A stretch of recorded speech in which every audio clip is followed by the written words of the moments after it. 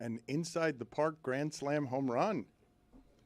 That's what everyone's talking about today, right? Oh, Dan, it was amazing. I don't think that I have ever felt as the combination of feelings that I had watching everything that I saw last night from the New York Knicks. I cannot wait, honestly, to tell you about the roiling conundrum that was my evening as somebody who is a loud and avowed New York Knicks hater. Considering what you just said, I think you and I are in the same spot. Oh, but I've got an extra layer of feelings that I don't think I was ready for. In fact, I know I wasn't ready for that. I'm eager to share with the audience because it was a really confusing experience for me last night as the guy who, I don't know, 5 games ago really delighted in the way they lost to the Hawks. Like, really enjoyed a sporting event that was basically only about a team's misery and a fan base's misery. Oh, and there was misery last night. There's a fan base that is dealing with a lot of misery. I have to speak the unspeakable in South Florida. Everybody knows Heat fans hate the Knicks. Probably more than any of our other teams hate their rivals. You disagree? For me, it's been the Celtics for a little while. Yeah, but he's saying really? more. He's saying, yeah. Me and you are in the same boat on Knicks because it's an older series. Yeah. Zaz, Mike, and an assortment of others go Knicks because the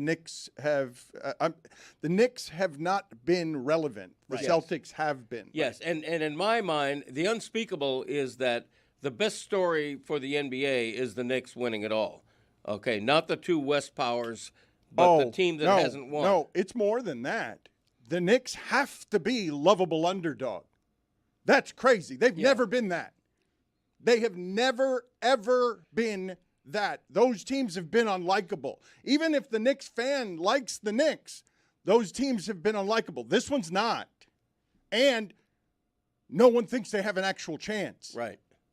They're the underdog, and it's a great story for the NBA. It really is. You know, the franchise in the biggest city winning for the first time in more than a half a century. It's great. Adam Silver, give him truth serum. He's got to be the biggest Knicks fan right now. He wants the Knicks to win. Pablo, and so should us all, by the way. I'm not ready to say that. I'm ready with that. I actually love the take, Greg. It's the only team that can save us. Well, maybe OKC if they win tonight and throughout the series, but they're the only team that can save us from intergalactic fascism of Wemby. They're the only team that can do it. From the East, at least. Look, I like Wemby. I like SGA and OKC, but the better story, I'm thinking like a journalist now, the better story is the New York Knicks winning the NBA title. And I think that's pretty unequivocal outside of San Antonio and Oklahoma City. I don't agree with that at all. Okay. The Knicks, it continuing to be a story every year, is this the year that the Knicks finally win, is by far the best story. I know, but that's been going on so long. Yeah. There has to be a punctuation. There can't just be a continual series of ellipses in a sentence. There has to be a punctuation eventually. And if this is the year for that. No, their suffering being eternal is also fun. Yeah, that's the best. Basketball is back, Jack. Time for our favorite winter sport. The summertime is over, so let's head down to the court. Time for the tip-off. Give me fast breaks on the attack. Will you shoot a 3 or take it to the rack? Basketball is back, Jack. It's a dream shake down in the post, or a killer cross you love the most. When the offense tries to run and gun, is it man-to-man or box and one? It's big plays and talking smack. That's how you know that basketball is back, Jack. Let me hear you say basketball is back, Jack. 360 dunks and pick and rolls, and we're gonna watch it every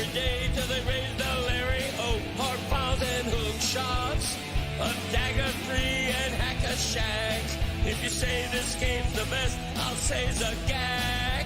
Basketball is back, Jags. Basketball is back, Jags. Basketball is back.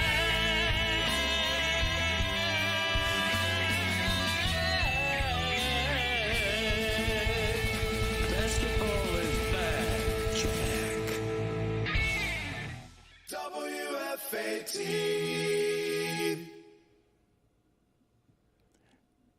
Play it again. WFAT.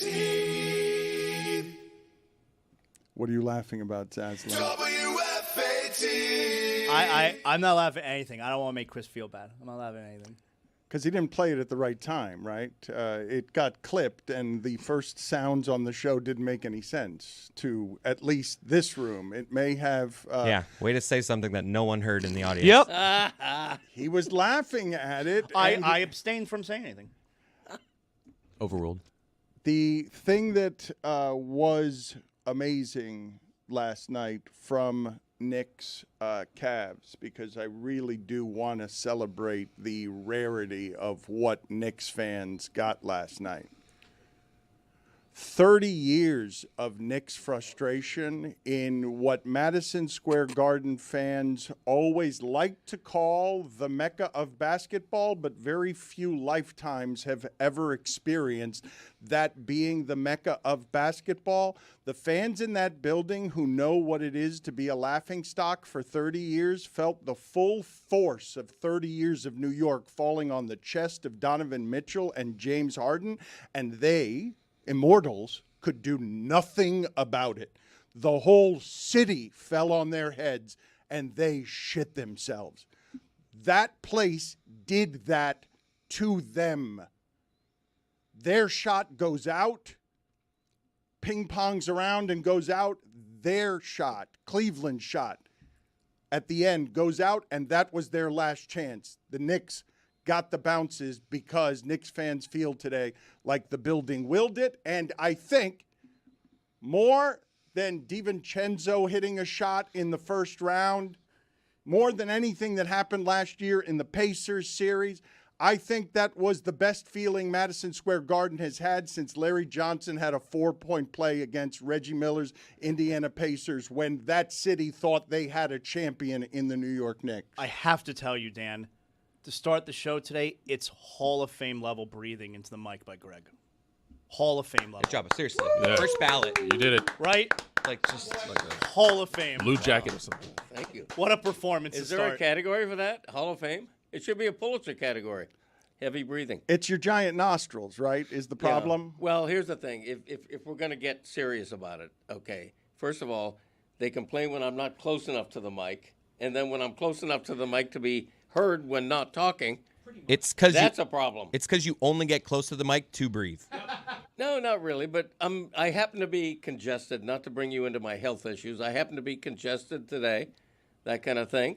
I don't complain about it. Wouldn't even have mentioned it. But, you know, I'll make an effort to go like this when breathing. Greg, nobody go else like this nobody when else in speaking. the history of media has this problem. I disagree with that. Nobody else in the history of media has the problem of the microphone's here and I'm often when I'm speaking not near it and often too close to it when I shouldn't be heard. I agree. We could play the game Heavy Breathers in broadcasting history. No one else there deals have with this. Howard Cosell was a heavy breather. History of media, I said. I didn't say history I of have a government podcast. and health. I have a podcast. I'm serious, though, Greg. The issue that we're addressing, which is consistently your son telling you, get near the microphone when speaking, when you're the professional broadcaster. Right. That's one issue I believe no media member in history has ever had. But then the secondary issue is that you are near the mic when your giant nostrils are breathing too heavily. That's another problem I've never heard in the history of media. To find both of them in the same place is, I think, fairly amazing. Thankyou. That's why you're a Hall of Famer. Thank you. I mean, how does this Knicks thing still feel like a novelty? Yeah. Because like it's become like kind of like Dan Le Batard Show bingo. Every series we're like, that's the best they've felt since Larry Johnson's 4-point play. They've been in the conversation in the NBA about as long as OKC has been, right? This is like the third straight year with what feels like a momentous Knicks run. Is that just because they've been so abysmal? That's part of it. It's also because they're so self-important, and it's also because they're getting better and playing more meaningful games. And for 4 straight years, they've gotten better, so the stakes have gotten higher. And then when Brunson does that to James Harden, do you have any idea how rare it is for me to feel that what's happening to a Hall of Famer on a basketball court is cruel? That they were picking on James Harden. It was humiliating. I never feel that. I never feel for a Hall of Famer they're bullying him. Brunson is taking this game from him. He was signed for this moment, for this game. It's game 1. He's mastered being clutch at choking. Game 7, I expect him to disappear. Game 1, I don't appear. I don't expect the Knicks to be cruel to the guy they traded for to get them over the hump as Mobley misses all the threes. All the wide open threes at the end of the game. Allen misses all the free throws. Everybody missed everything, right? They went like 1 for 12 in the last. That 2 building minutes. fell on them, and you will not find a better moment since Larry Johnson's 4-point play that Madison Square Garden has felt. That's as good as the Knicks have felt in 25 bleeping years. I got to be honest. Obviously, Harden was awful. It was a humiliating fourth quarter and overtime for James Harden, both ends of the floor. He was your typical horrific offensive player with the game on the line in such a huge spot. But I got to tell you something. Do the Cavaliers have a coach? Is there someone who is on the sidelines who can maybe help the players when things aren't going well? No. I know people are going to be talking about timeouts. That building fell on the heads of those players, Mitchell and Harden, at the end of the game. Mitchell and Harden. Who's going to take the shot, team? We talked about this for how many years in Miami? Who's going to take the shot at the end? Is it going to be Wade? Is it going to be LeBron? End of the game, Mitchell defers to Harden, and what happens? Neither one of them is shooting.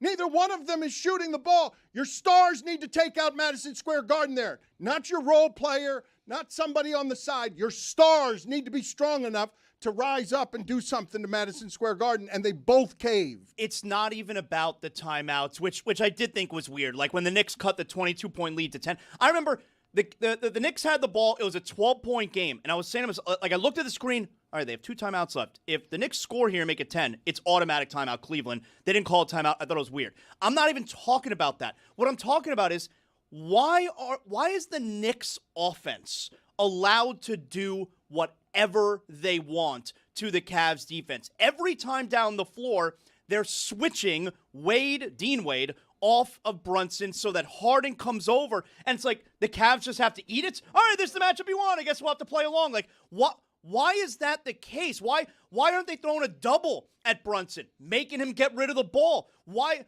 aren't they fighting through the screen? Why do we have to switch everything? Why are the Knicks dictating everything that the Cavs defense is doing? Is there a coach? Well, they did start doubling towards the end of the game, and then all Brunson did was get it to the timeline, pass it over, and then OG was able to do whatever he wanted. Pass it to Landry in the corner, drive in and get fouled or get a layup or something. Like, they did start doing that. The adjustment was, let's blitz him at the point of attack, and then they just completely unraveled defensively after that. It's just weird how we want Harden guarding him. Okay, I guess that's okay. Okay, let's play the sound of Mike Brown just telling you afterward what was obvious to all. Just like we have to try to figure out different ways to guard Harden and Mitchell, they got to figure out different ways to guard Jalen. But it's no secret we were attacking Harden.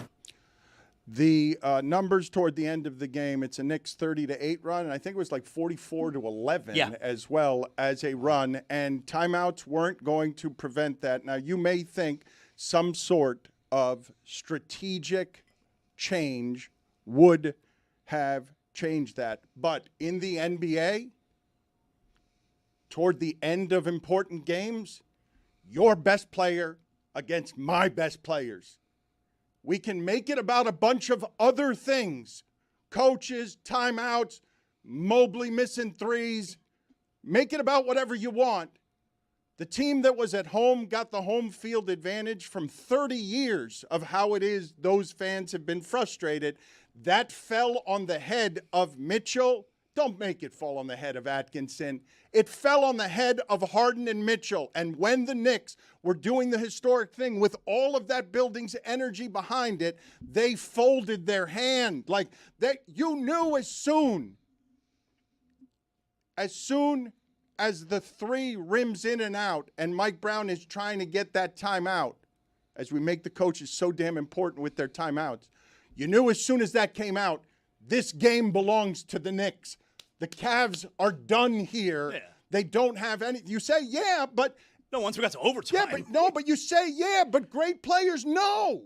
The answer's no there. On great players, shut Madison Square Garden up. The reason it gets the reputation it does is because Michael Jordan preferred to win there. Kobe preferred to make New York quiet. They preferred that to home games. I feel like you're focused on that end of the floor when Cleveland has the ball, Mitchell, Harden, what are you going to do to shut up the crowd here? And I'm more focused on the other side of the floor where why are they allowing Harden to switch 9 times in the fourth quarter, which equaled 1.9 points per possession? You're concentrating, though, on how'd you let him score the 44. And what I'm telling you is in this league, in the playoffs, if you have Mitchell and Harden, it's because they got to get you more than the 11. Like, you guys now are concentrating on what's wrong with the defense because of the cruelty to Harden. Yeah. But your stars need to win that game on either side of the court. Choose a side, but your stars have to be able to withstand what New York hits you in the face with there. It's a weird thing that I find about the NBA now, Greg, where, okay, we're in the middle of a huge run like that last night, and Cleveland's offense is totally stalled. Why don't they have like a go-to play, a settle-down play? You know, where, hey, they're on a 10-0 run, we're going to dump the ball down to Shaq. We're going to dump the ball down to Duncan. We're going to give the ball to Morning because we know this is a bread-and-butter play where we can get a high percentage shot, except every time it's just, all right, we're going to drive, we're going to kick, and somebody's going to shoot a three-pointer. Hopefully that ends the run. Their play to settle everything down is, hey, Donovan, hey, James, can you get us a couple of free throws, please? Because you're unstoppable, because you're supposed to be what Brunson is doing in this fourth quarter. The way that played out for the Knicks, the way all of it played out, hopeless. For 3 quarters, you're seeing the difference on how is it that Cleveland's front line is able to do this when Mitchell Robinson's out of the game to Karl Anthony Towns. How is it that Harden and Mitchell can just go to the rim with easy layups when those haven't been available all playoffs, and then the game gets tight late. And then everything gets complicated. And 2 players of the stature of Mitchell and Harden, like these are not nobodies. These are both Hall of Famers. They had nothing. It wasn't tired. It wasn't about tired. You were so good through 3 quarters. And so the feelings I had last night that were complicated, I am a notorious Knicks hater. I found myself rooting for the New York Knicks because of the energy in that building. I found myself realizing that the New York Knicks are a lovable underdog. And here's the feeling that is so surprising to me that's totally snuck up on me. Just totally snuck up on me. I was so happy for Stugotz. I urge you all to find Stugotz and Company in record numbers today so that Stugotz does the show he's always been wanting to do about the New York Knicks and hasn't been able to do. He's never been able to do the show. And I found myself not just happy for Stugotz, but missing him because what our show would have been today if Stugotz had been here would have been the very happiest and best Stugotz. And I would have really enjoyed celebrating that with him because he's been denied that experience the entirety of his Knicks fandom. But I think Stugotz is probably too afraid to be too excited. And that's the reason why I love the 7-game series. Or since last year, or since they knocked out the Celtics that Dan was saying was going to win the title the entire season. But sure. I mean, the 7-game series is a beautiful thing because the whole narrative changes after every game, right? Like, if Cleveland wins Game 2, whole different story. If San Antonio wins Game 2, the champs are back, and the narrative naturally changes. You know, you're speaking as if the Knicks have won this series. Nobody thinks. Oh, I don't think that. No, they won the night. They won the sports night. They won the entirety of it. And they get to feel good and safe, and the feel good of safe that the sports fan gets when they take the lead in a series and they're totally scared. Yeah, but are Stugotz and other diehard Knicks fans feeling it today, or are they thinking, geez, this is just another chance to be let down No, like we've been let down I for think 60 they years? think they're going to win the whole thing. Yeah? Yeah. Over Wemby? I mean, they're not, Okay. but I think that's how they feel. All right, good for them. See, that if I don't have a horse in the race, if my team is not in the playoffs, I root for the best story. I root for the fans who need a win more, and that's Knicks fans. The Knicks are not just the best story, and Mike can keep making fun of this if he likes. The feeling has been swelling in New York. They love Brunson more than they've ever loved Brunson, and they already loved him more than they've loved any other player because he's the tiny guy who's scoring all in the fourth quarter, who's being cruel to a Hall of Famer. I'm feeling bad for James Harden because he's being picked on. Their favorite player is making two Hall of Famers helpless with the strength of New York behind him. Mike, you can make fun of it all you like. What New York felt last night in that game, a not unprecedented comeback, but pretty damn close to unprecedented comeback. It's just the latest unprecedented comeback. I'm not making fun of it. I'm making fun of us. I'm speaking for the audience because we've had this imaging for 3 years.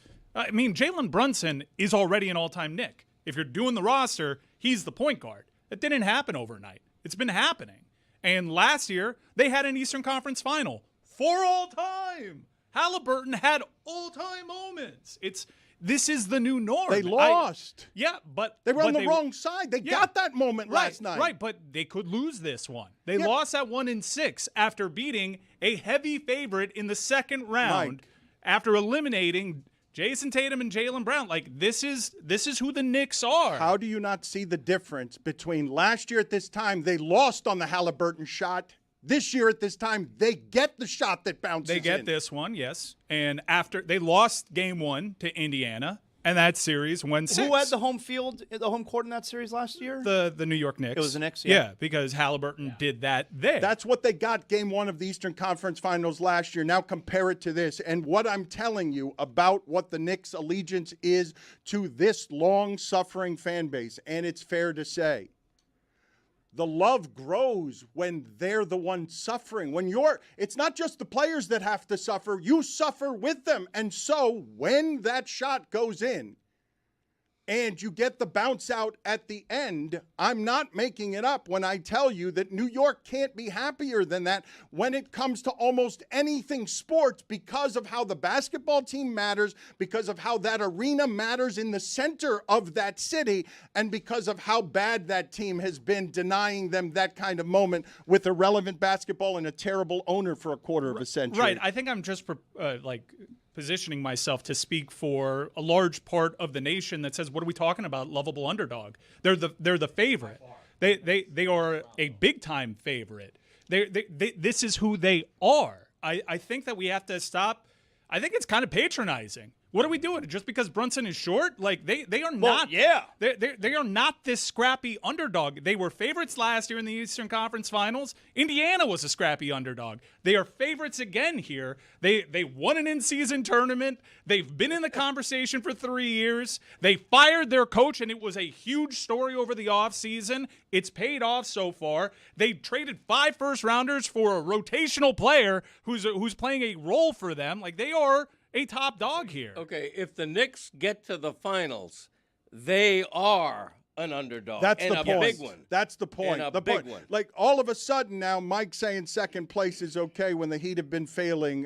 The New York Knicks are not the favorite to win the title. They simply aren't. Everyone thinks that the title is being decided out west, and then you're going to have Brunson trying to take shots against Wembanyama the way that Curry tried to take shots against him in the Olympic Games. I'm not disagreeing. Then we can have that conversation. No, we can have it now. All right. I think I feel like what we're saying is you're acting like that just happened against the Spurs. Like if that happens in game 1 against the Spurs. It happened against a punchline in James Harden. No, but I think I don't think it's that. It's that this Knicks team is in a position overall, whether you want to say they're underdog against Cleveland or whatever.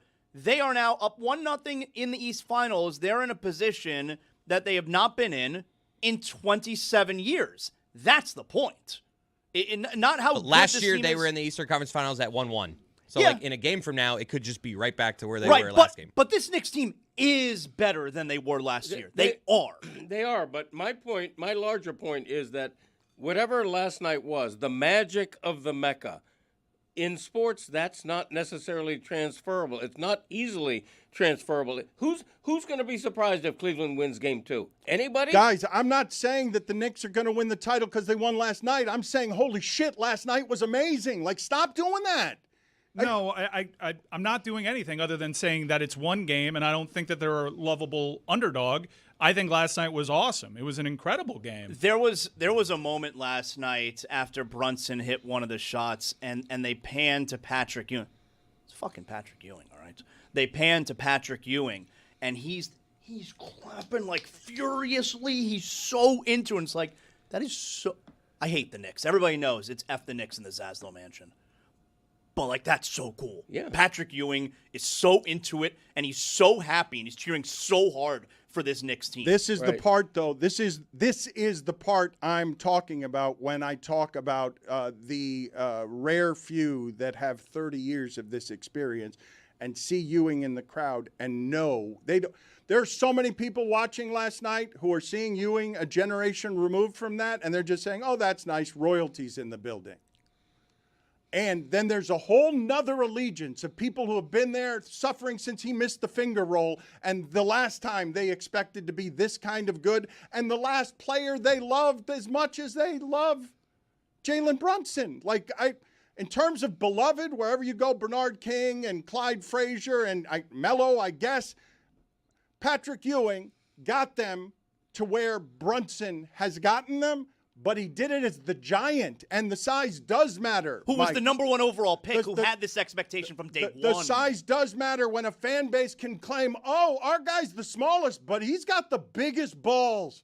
He's the one in the fourth quarter. He's the best first quarter player in the league, not named Doncic, and he's the best fourth quarter player in the league, period. Right. I just kind of feel like I'm being yelled at for maybe saying, like, oh, you know, they did what they were supposed to do. In fact, that was kind of like a concerning game. Like, I get it. It's New York, but they were favored in the Eastern Conference Finals last year, too. And I just think it was a good game. It looks like it might be a good series. I'm not ready to count out Cleveland. I thought there was a lot of things that happened in that game that could be exploited later on in the series. We'll see what happens. But I'm not here for narrative building after one game when the narrative is they were supposed to win game one, and they almost blew that. You say they were supposed to win game one, and obviously by, for wagering, perspective, yes. of Not course. just that. Remember the path that they took there, where they were just blowing teams out. But we wouldn't be having this conversation if they weren't down 22 with 8 minutes left. It was like they came. It was an historic comeback. No, that's a story. And it's all encompassing. Right, but that might be more a Cleveland story than it even is a New York story. I think the other thing we're missing, too, is we saw with OKC, it's a slow start. They hadn't played in a week. Yeah. Like, it was a slow start. The Cleveland's been playing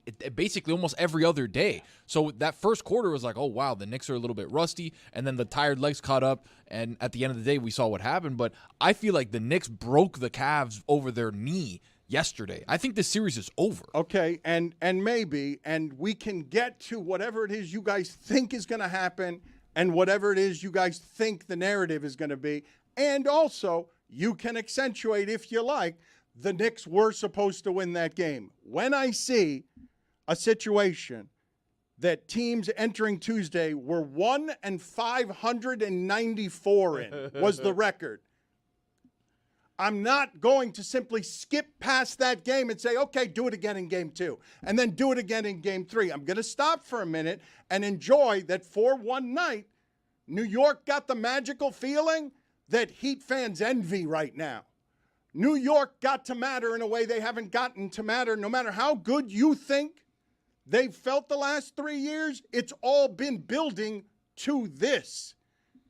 And I don't want to just skip past it by doing what a lot of people are going to do today. They're going to say that the Cavs choked. Like the conversation today is going to be about the Cavs choking. But the feeling in that building is we did that to them. With 30 years of our frustration and Patrick Ewing in the building, we made them choke. And that's the best when you're the fan base that gets to claim that.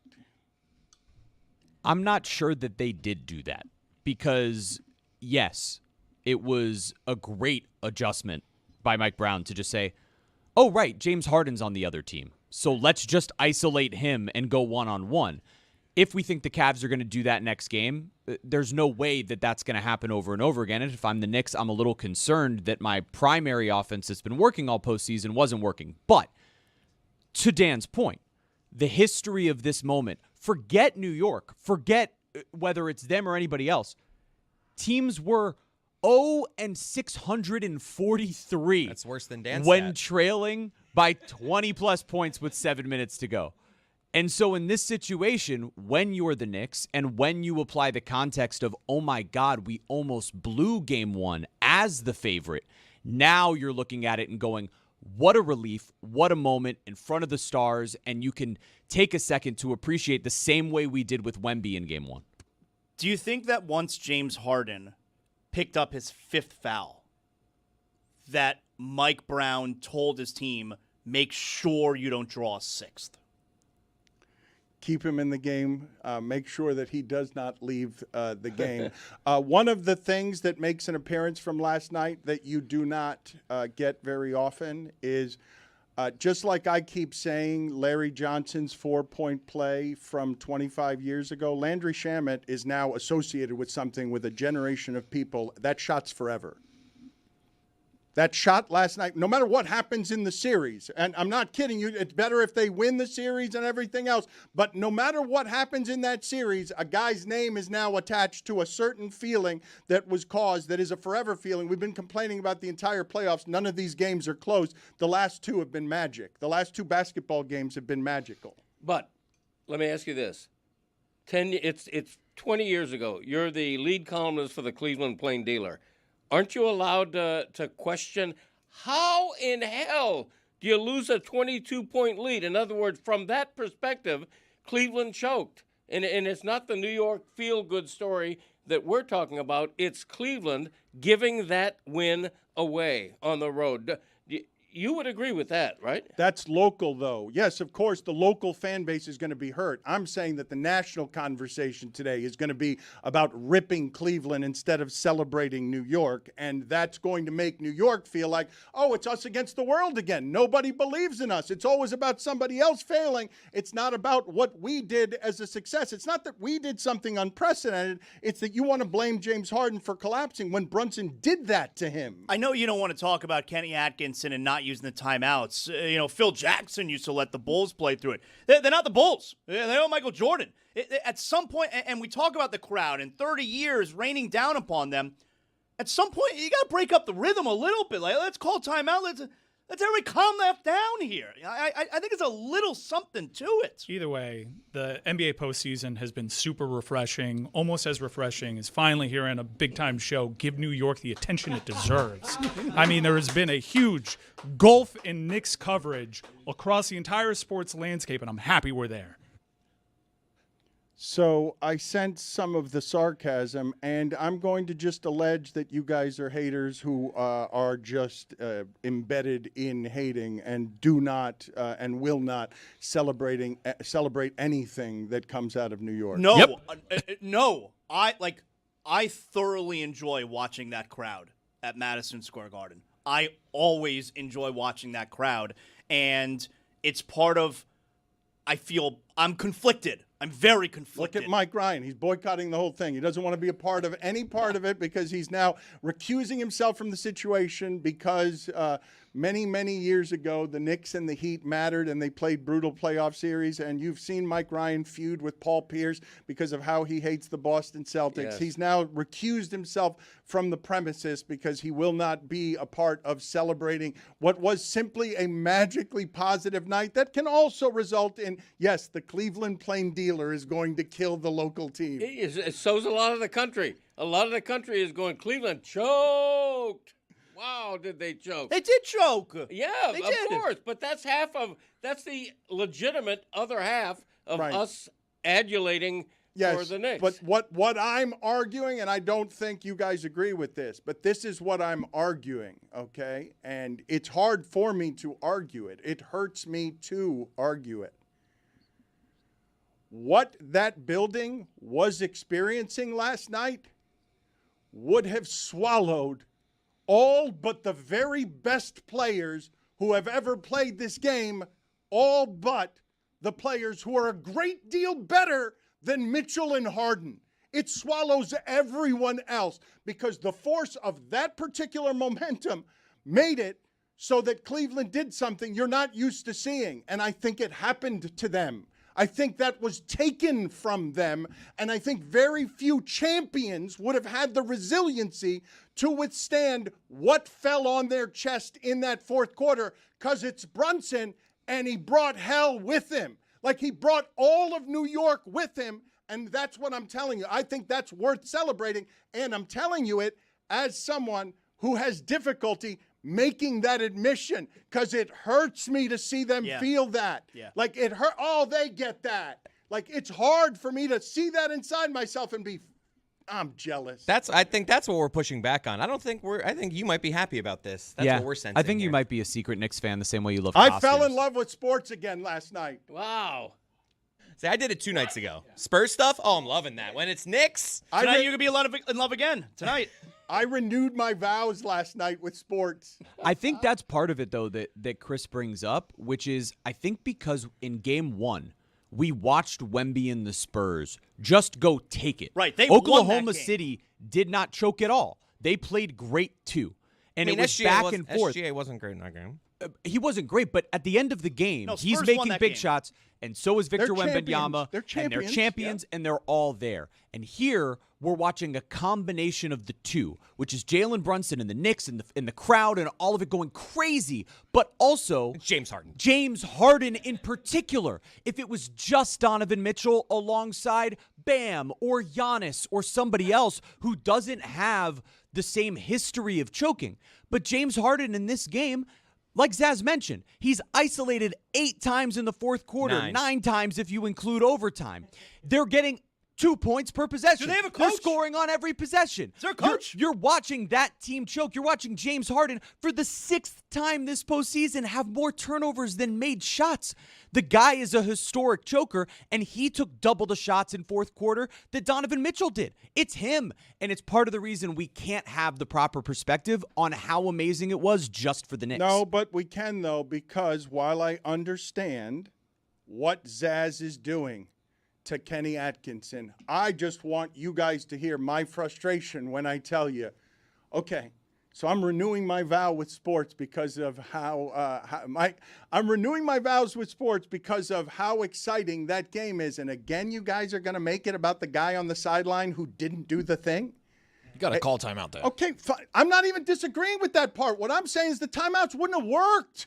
Like you would have had to talk We're about. saying don't renew yet. It's a long series. No. Renew. The Yeah. NBA playoffs, again, everybody's been talking about how bad they were. All of a sudden, now everybody loves the NBA No, it's playoffs. a good thing. Experience joy. We want you to do that. Yeah. You don't. How do you renew your vows? How does that work?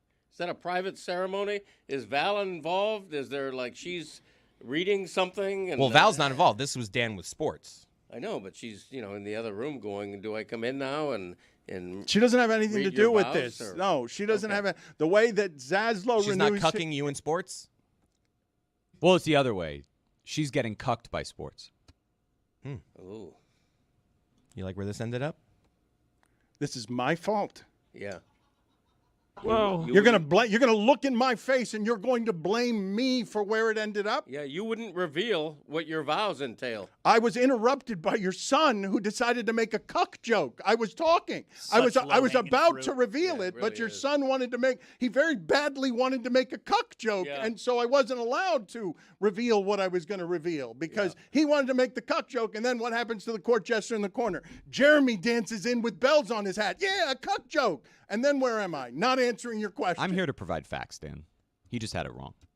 How great, though, the last couple of nights between Spurs, Knicks, and Canadiens. Yes, Mixing a little bit of hockey there, Greg. That's another team America should be rooting for. The Montreal Canadiens. Oh my God, in you my are. opinion. So the Knicks and the Canadiens. The Knicks and the is who- Canadiens. This is Those are Never teams root that for them. America should be rooting for. Yes, 100%. Why Go on. did you raise a finger up there and say it as if you were 100% making some sort of good point when you were not making any kind of I good was point? making a good point, and this is a self-righteous finger. When I raise an index finger, I mean to be heard. What do you think of that? When you Zaz? middle finger, do you couch it with side fingers? Or you just go straight up I've with the given middle? up the. I don't bird it. I don't bird anymore. Really? Yeah, I go like this. I don't bird. I think a couldn't bird tell is you the vulgar. last time I threw a bird at someone. When Yeah. did you? I don't think you throw a bird. Do you throw a bird at somebody? When did you retire your bird?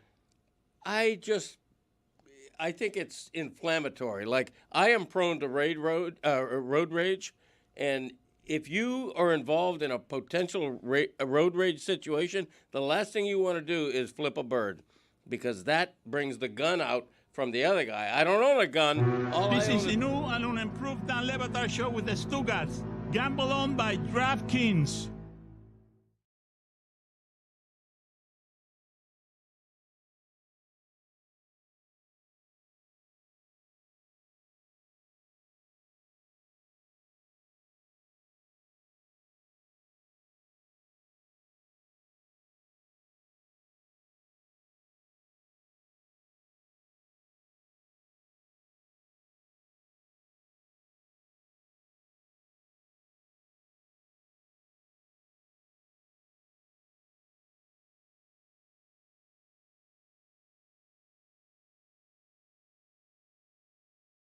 Hey, the Hockey Show has live streams throughout the rest of the Stanley Cup playoffs. Please join us as we get to enjoy all the teams that are left here in the Stanley Cup playoffs. Dave, are you ready? I am thrilled. I'm exhilarated. I'm excited. I'm psyched. I'm ready. What about you, I Rosie? can't wait to pick my team. Woohoo! It's the second round. You're No. picking a team. I'm picking a team now. Bye-bye. Ethan, what about you? Always fired up to watch some playoff puck, Roy. All right, the Hockey Show. We're doing live streams of the Stanley Cup playoffs throughout the end of the playoffs. Please join us.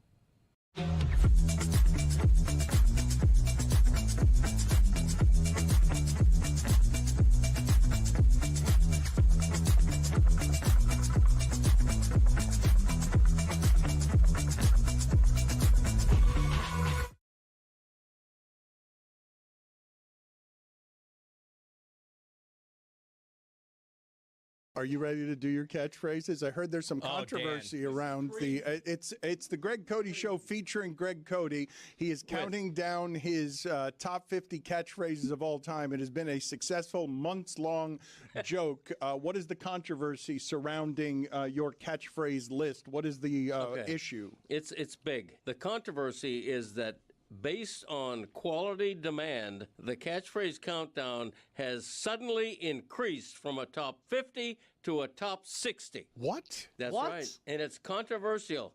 Of course it is. You told us it was a top 50, and we told you. We told you it was. We told you it was something you were making up as you went along, and that you weren't going to get the numbers right. And now you just changed He it. botched it to such a degree that there are so many good ones left that we're just pushing all I the knew current that was ones going to back. happen, though. That's exactly what we were saying. Your brain beating me. How did this happen? What was the ruling? What did the committee get together and decide? How did it happen that it got expanded? Now, no one's going to complain about this because more catchphrases is great, but we told you this was going to happen, and we told you this was a sloppy list by you. The others, they all learn from me. Yeah, right. No, I looked at all the catchphrases remaining, and there was only 14 left, but there were like 20-something good ones. So I'm like, thank you. Let's go. So wait a minute. So how did you do it though? Are there now? Is there now a new list 50 to 60, or No, what are you doing? everything that's been said is just like what was 50 is now 60. Yes. There were 14 left, and now there's 24 So we're left. not in the top 20 No, anymore. now we're at 23 we were and in the top 24. 20 of the countdown, and now we're at 24. I'm telling you, they're bangers though. There are just bangers There left. is nobody that's actually upset about this development. Come on. You've got to honor the list, though. I'm telling you, I got a peek. I don't know the exact order, but I got a peek of what the top 10 looks like, and it is just banger after banger. Yeah, Yeti hated it. He's against it. Yeti thinks that we should just make him live with the world he gave us. Should. Like I mean, there's- I asked you several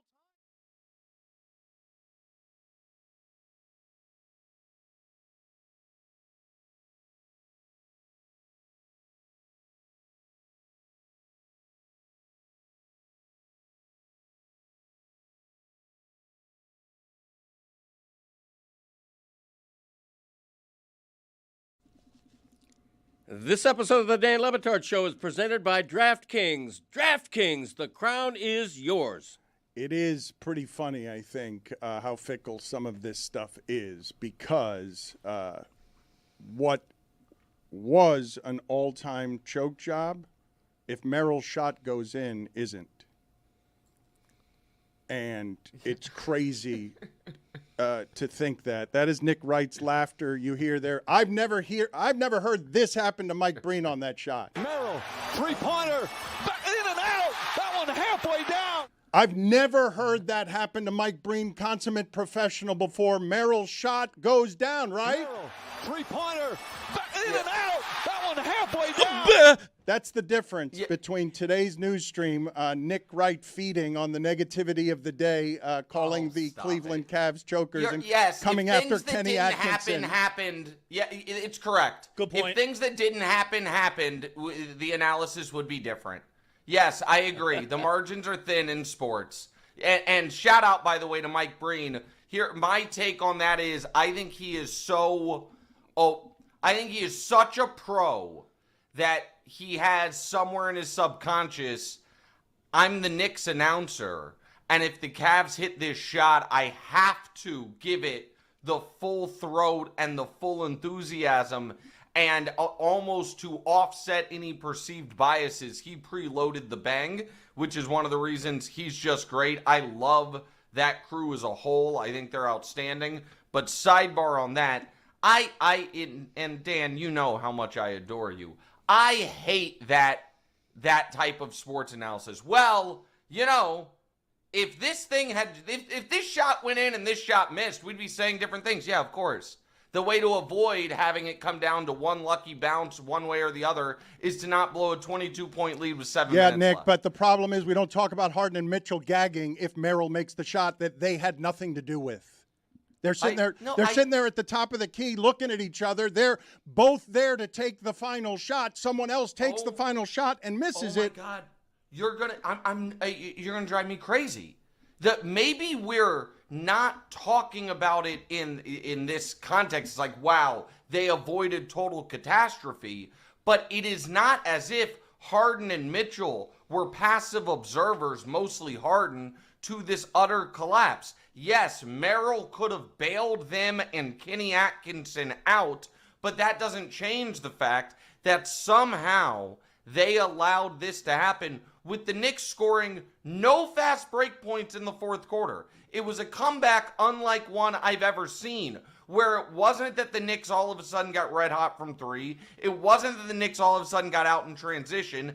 It was that every single possession down the court, they found where James Harden was, they hunted him, and the Cavs and Kenny Atkinson had a panic attack. Like that is what happened. And I'm not killing Donovan Mitchell today. I'm not killing anybody today. This is the first time I'm talking about this game. But James Harden deserves all of the scrutiny that he is going to get. And everybody loves my stat now that it's now over 1 out of 4 of his career playoff games where he has more turnovers than made field goals. He's nearing 50 on that counter, which leaves us for the Cleveland Cavaliers once again in a very familiar place this summer where their entire plan is, LeBron, can you come save us? Because this ain't James Harden's one good game of playoff series ain't going to cut it. Nick, do the Cavaliers have a coach? Yeah, Kenny Atkinson. He did a very, very poor job yesterday. I mean, I just don't understand. Like, why do the Knicks get to dictate what the Cavs defense is going to do every single possession? It's like we want to switch. We want Harden, guarding Brunson. Okay, sure, let's do it then. Well, I mean, I don't think the Cavs have the perimeter defensive personnel to really off. It's not like Donovan Mitchell is a great stopper. Dan's guy, Sam Merrill, is not a stopper. Schroeder's not a stopper. That was one of the reasons that the Knicks, in my opinion, were at such a decided advantage going into this series. I have less of an issue with Kenny Atkinson not making a tactical adjustment because I don't know how many tactical adjustments there were to make, and him not. I really think he froze. After is it the 2-minute mark or 3-minute mark when your user lose it, timeouts go away, whatever it was, he had 4 and it goes down to 2. and he just let them fritter away. It went from a 22-point lead to a 5-point lead before Atkinson used a single timeout, and it is worth noting that right after he used his one timeout, they had a design play and banged a three. That was as bad of a playoff loss as you will simply ever see.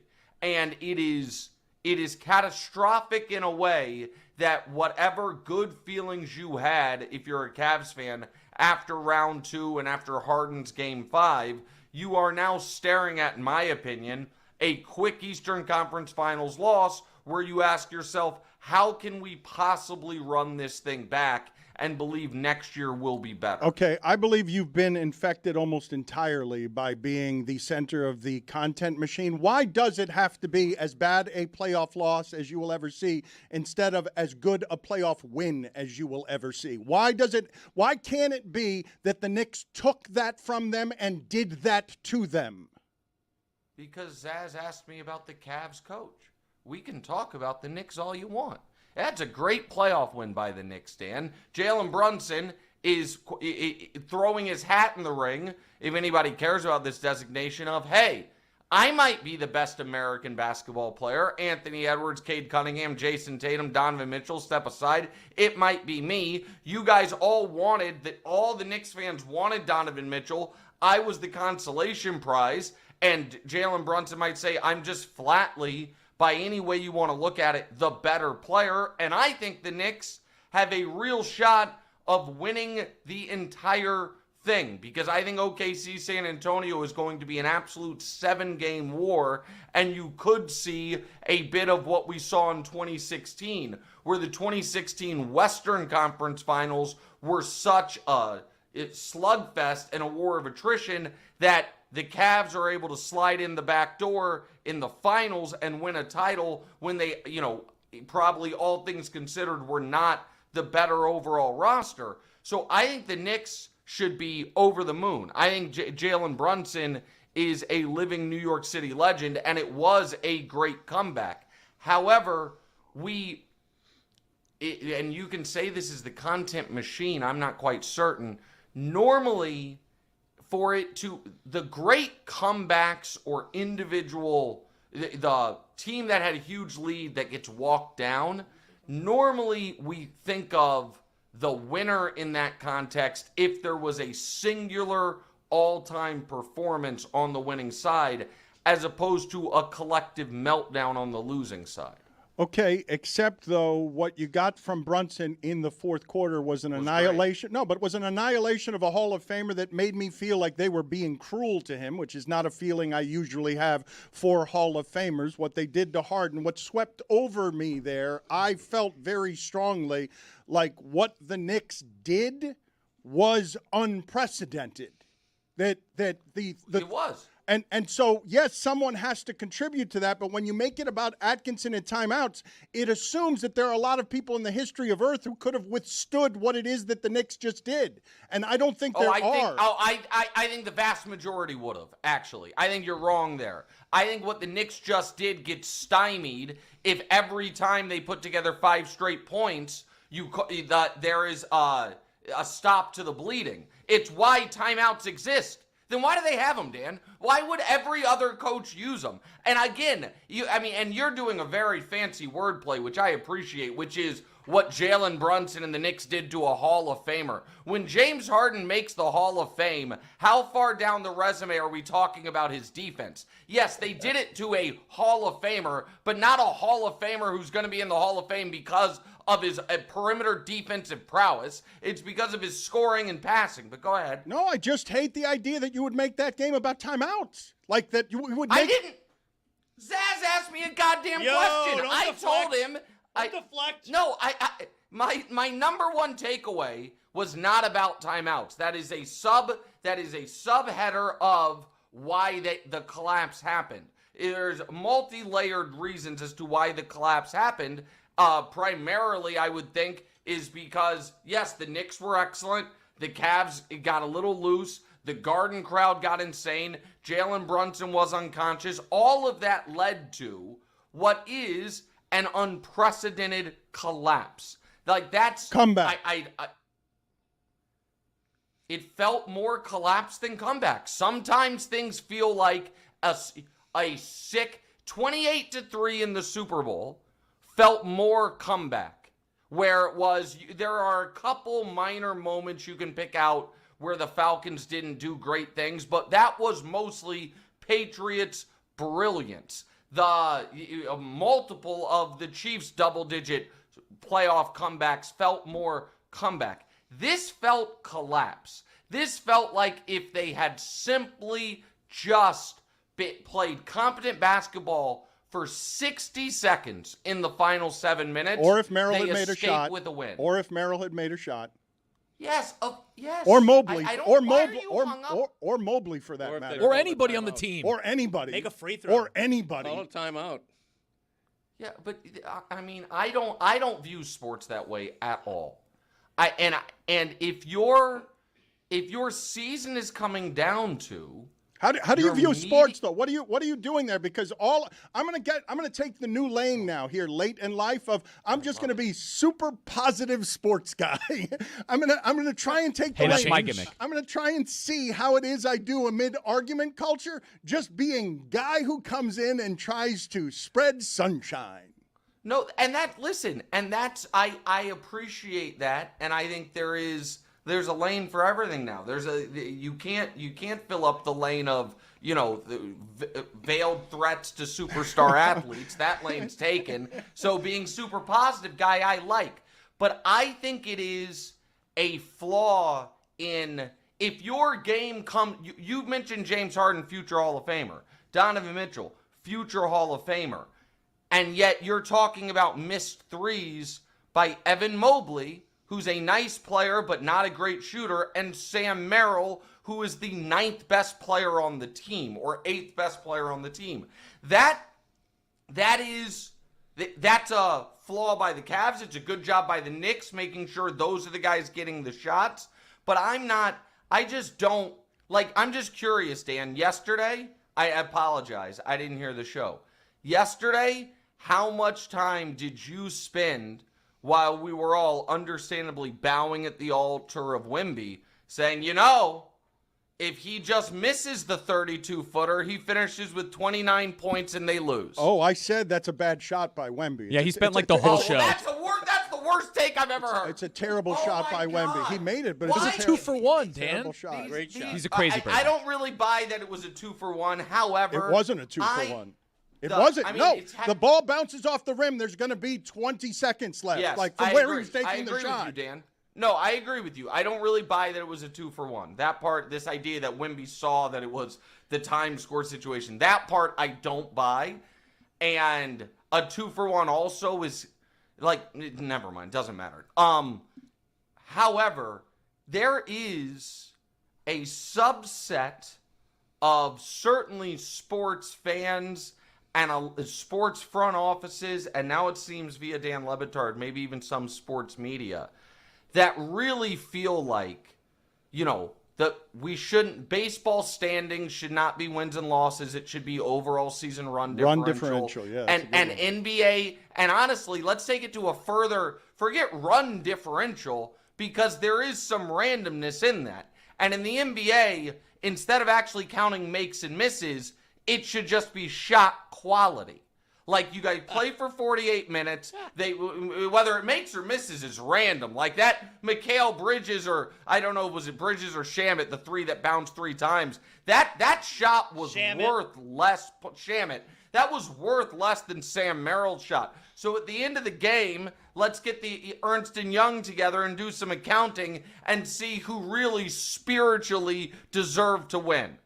I mean, I'm not joking, Nick, when I tell you I would have been good with all the rules being changed, and as soon as the Shamet shot dropped, we end the game and say the Knicks have won game 1. Thank you for coming. We're going to change the rules on how all of this was done. This is not meant to be Cleveland's night. Let's just finish this up. Let's play for Nick the sound from yesterday of the OKC Thunder call that I believe to be better. Oh, I heard you guys do this. I believe This is it to great. be better than Do You Believe in Miracles? And I want to play this sound for you. This is the OKC Thunder radio team. It's the biggest shot of the season, one of the most memorable shots ever taken, even though it was a low efficiency shot he shouldn't have taken.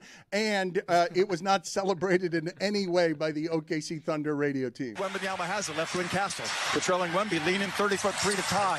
Is in there. 26.3 to play. It's in there.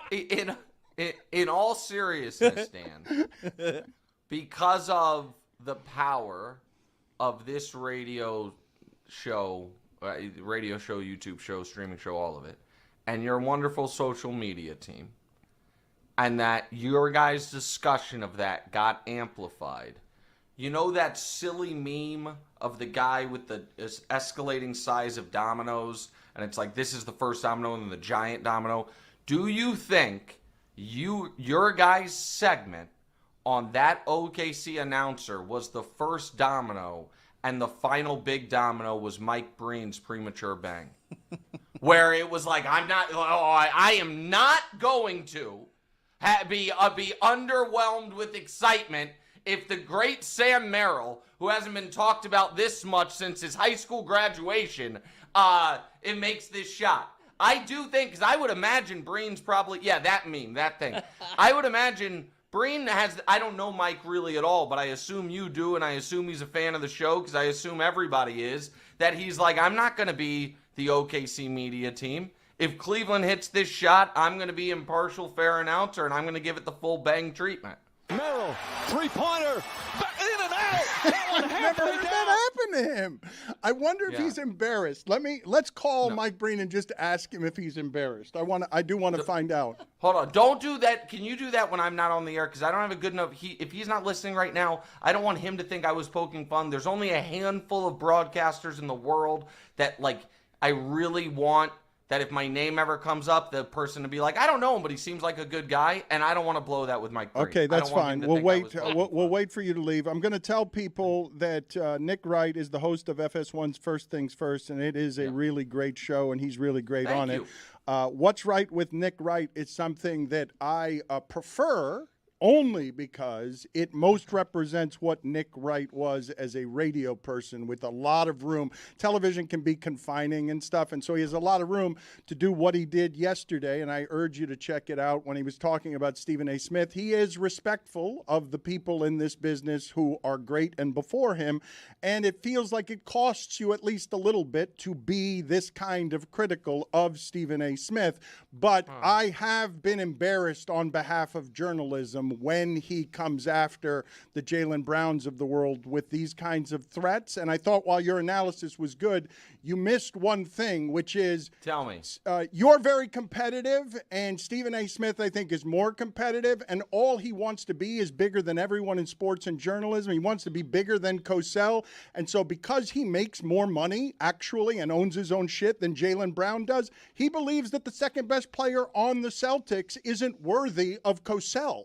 He doesn't. Hold on. He doesn't make more money than Jaylen. Yeah, he does. Oh no, yeah, he does. With both contracts and the ownership of all his stuff, yes, he does. Yet with both contracts and the ownership of all his stuff, Stephen A. Smith is absolutely someone who views himself as above Jaylen Brown sports and journalism now. Listen. I can't. It feels, even though I referenced it yesterday, maybe a little tawdry to get into what the actual, line item finances are. So set aside what the actual, your W-2 at the end of the year looks like. That last point you made is exactly correct, and that is the point that I was trying to push against.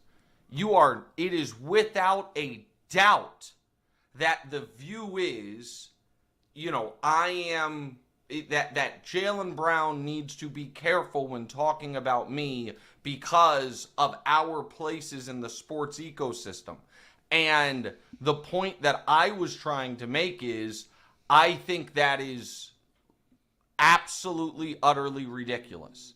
And I think that it is a mistake by any of us in this industry to not recognize that we are accoutrement to the big event. And the reason we can have as good of lives and make as much money as we do is somewhat of a testament of our own ability or, the work ethic, all that. But the bigger gravitational pull is it is a sign of how overwhelmingly popular the actual games, the actual athletes, the actual, again, to Teddy Roosevelt, the men in the arena actually are, that we, as the carnival barkers on the outside, can gain our own level of fame, celebrity, or wealth, where our only utility is discussing them. So I think it is first of all, I just think he's wrong in that, if that's how he feels. Second of all, even if he's right, I think there is a level of embarrassment to, Dan, if in 20 years I am looking down barrel at a camera and saying, Deuce Tatum, watch your back when talking about me, I'll commit seppuku.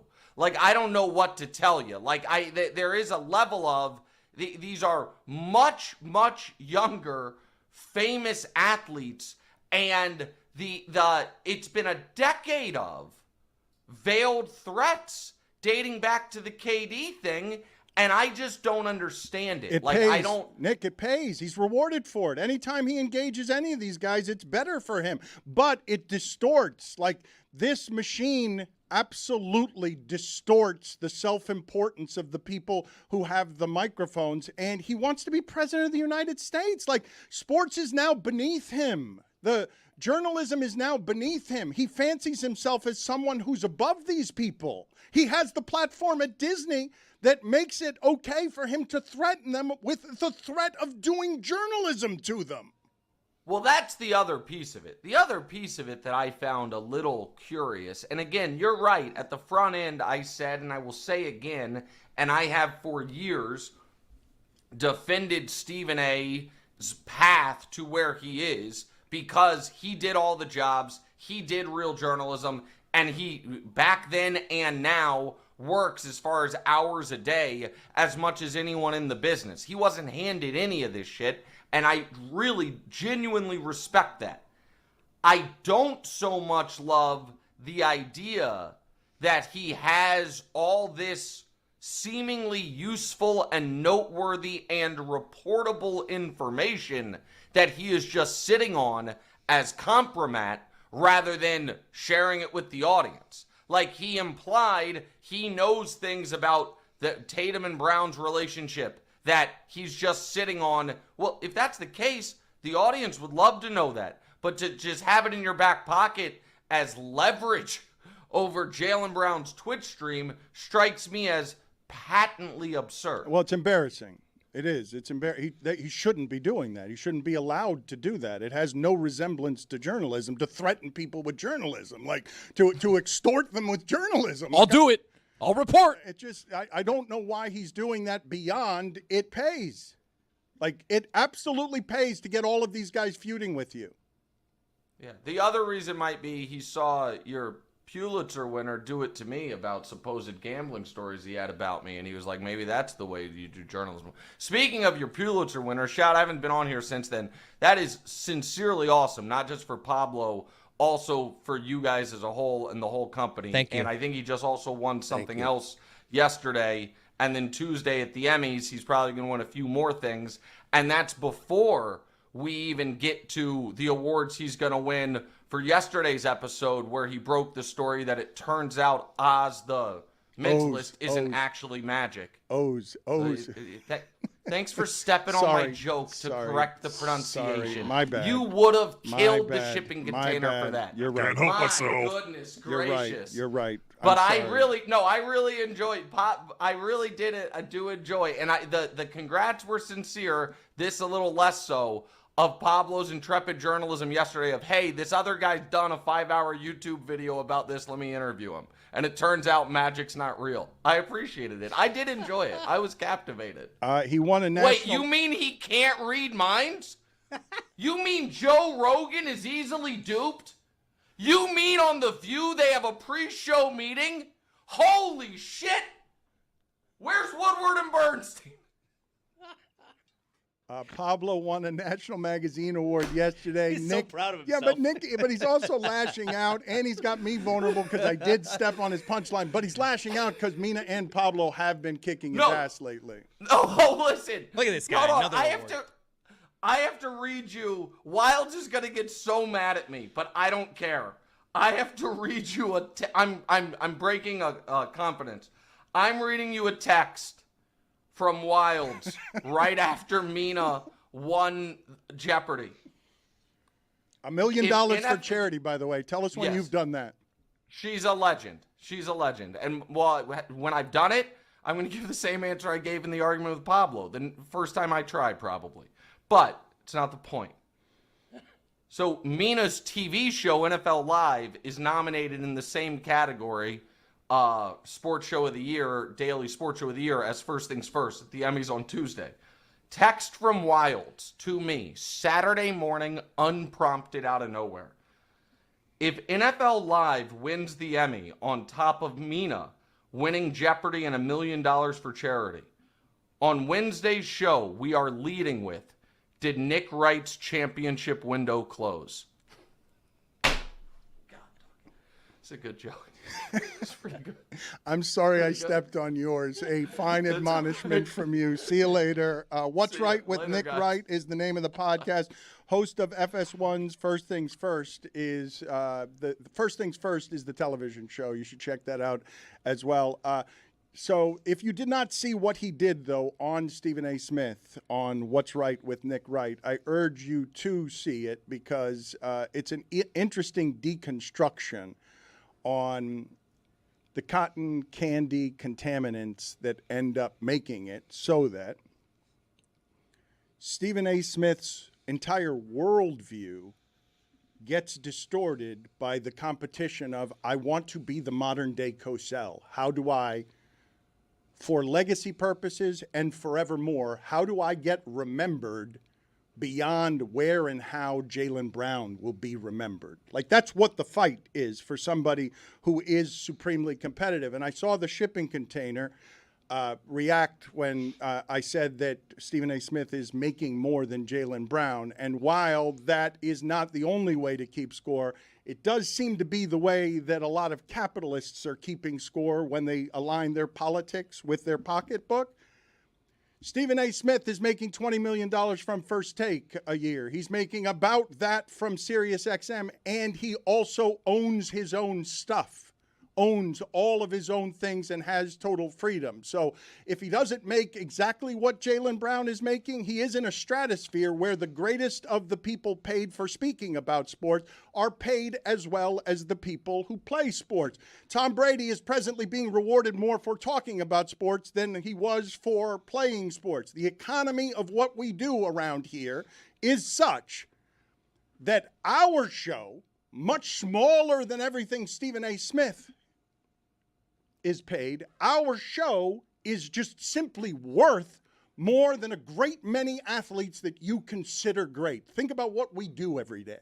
Think about what we're doing in here and what it's worth, because we've made it so that the content about sports is as valuable as the athletes who play sports. We've made it so the streaming services need all of this stuff. And so Stephen A., when he squares up with Jaylen Brown, doesn't even feel like he's squaring up with an equal. He feels like he's squaring up with someone who's beneath him. And the thing that Nick Wright is complaining about is, that's wrong. Like, we are the court jesters and the carnival barkers and the people who feed at this trough because those guys are so popular, because those guys are doing the hard things that fans celebrate and want to pay for, and we get the leftover money.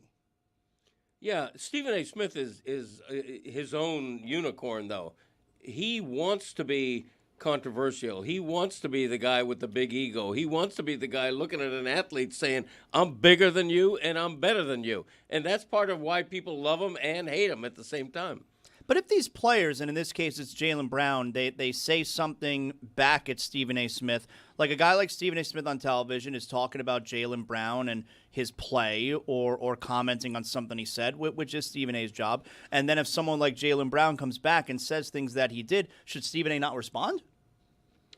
Content is king, and he has to respond. He just doesn't have to respond by elevating things to threats. Right. Like, there are any number of ways that you can respond that take exit ramps before the one that will garner the most attention because you're escalating things. Look, man, Cosell playfully fought with Ali.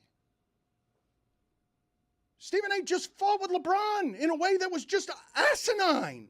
Like, the whole thing was asinine. But you can only do that if you think you're his equal.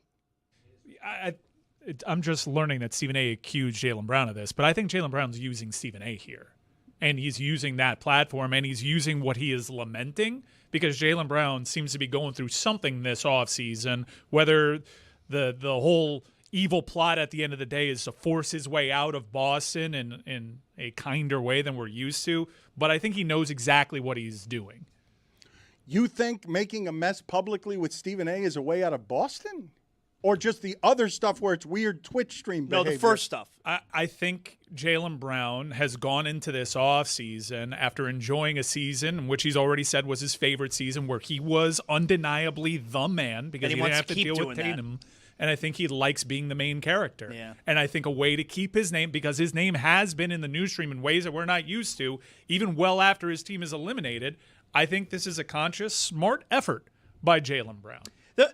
The place that, that makes sense, but I think when Jaylen Brown then started going after Stephen A., I feel like he was deflecting there, where instead of looking back at the things you said and taking responsibility for that being why people were coming after you, instead he made it about Stephen A. Smith. Yeah. So I get it where the first part can be, all right, he's trying to get his way out of Boston, but if that were actually the case, would he then actually be upset at people getting mad at what he said? There are plenty of people that go at Stephen A., and Stephen A. will tell you that he goes out of his way to avoid them because he doesn't want them to get the attention. Maybe the end game here spends for Jaylen Brown is he just likes being talked about in ways that he grew accustomed to for the first time this season.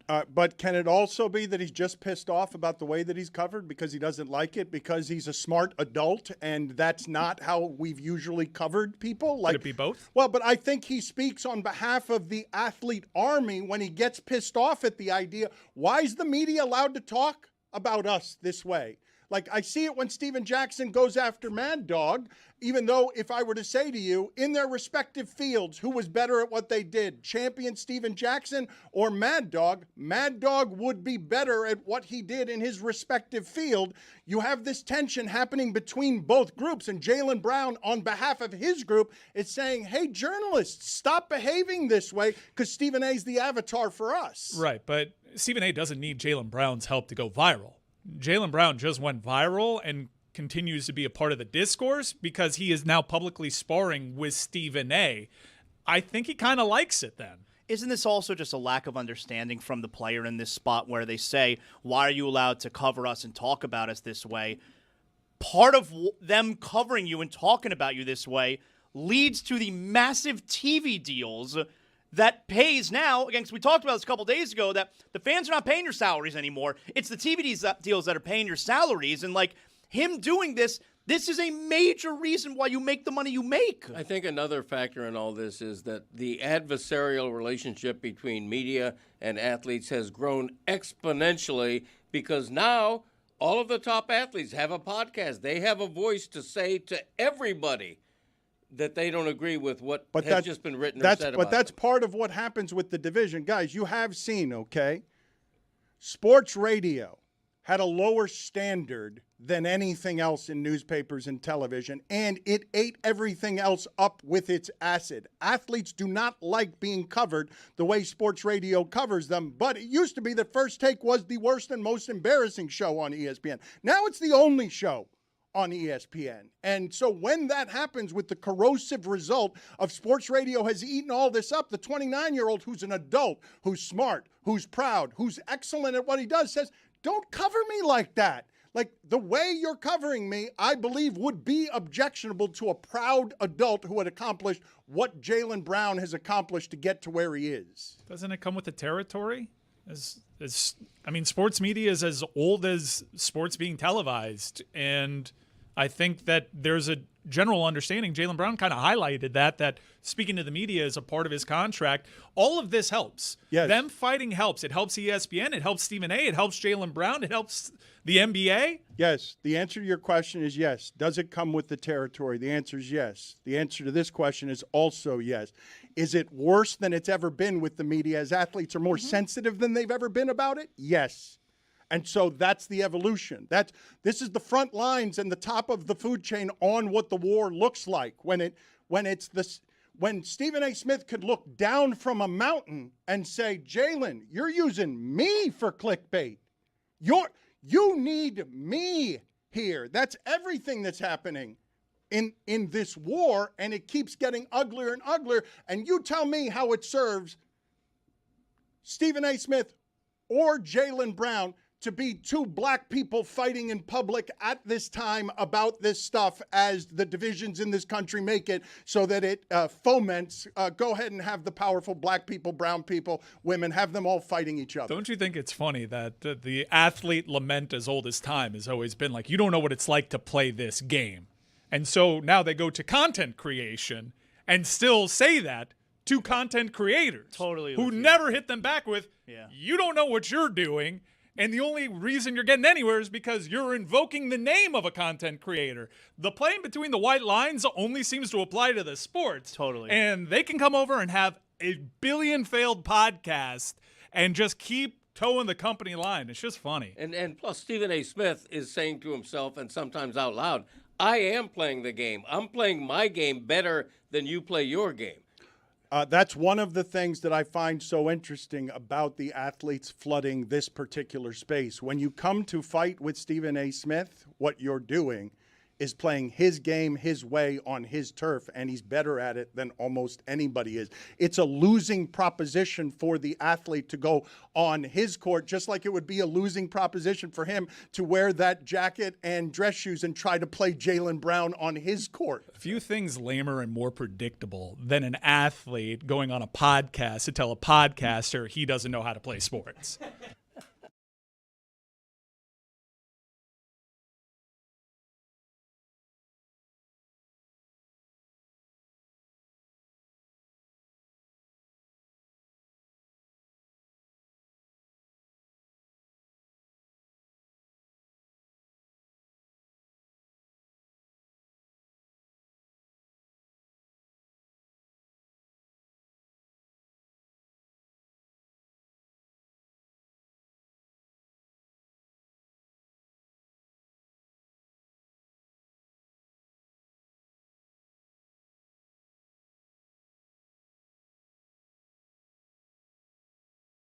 Hey, the Hockey Show has live streams throughout the rest of the Stanley Cup playoffs. Please join us as we get to enjoy all the teams that are left here in the Stanley Cup playoffs. Dave, are you ready? I am thrilled. I'm exhilarated. I'm excited. I'm psyched. I'm ready. What about you, I Rosie? can't wait to pick my team. Woohoo! It's the second round. You're No. picking a team. I'm picking a team now. Ethan, Bye-bye. Ethan, what about you? Always fired up to watch some playoff puck, Roy. All right, the Hockey Show. We're doing live streams of the Stanley Cup playoffs throughout the end of the playoffs. Please join us.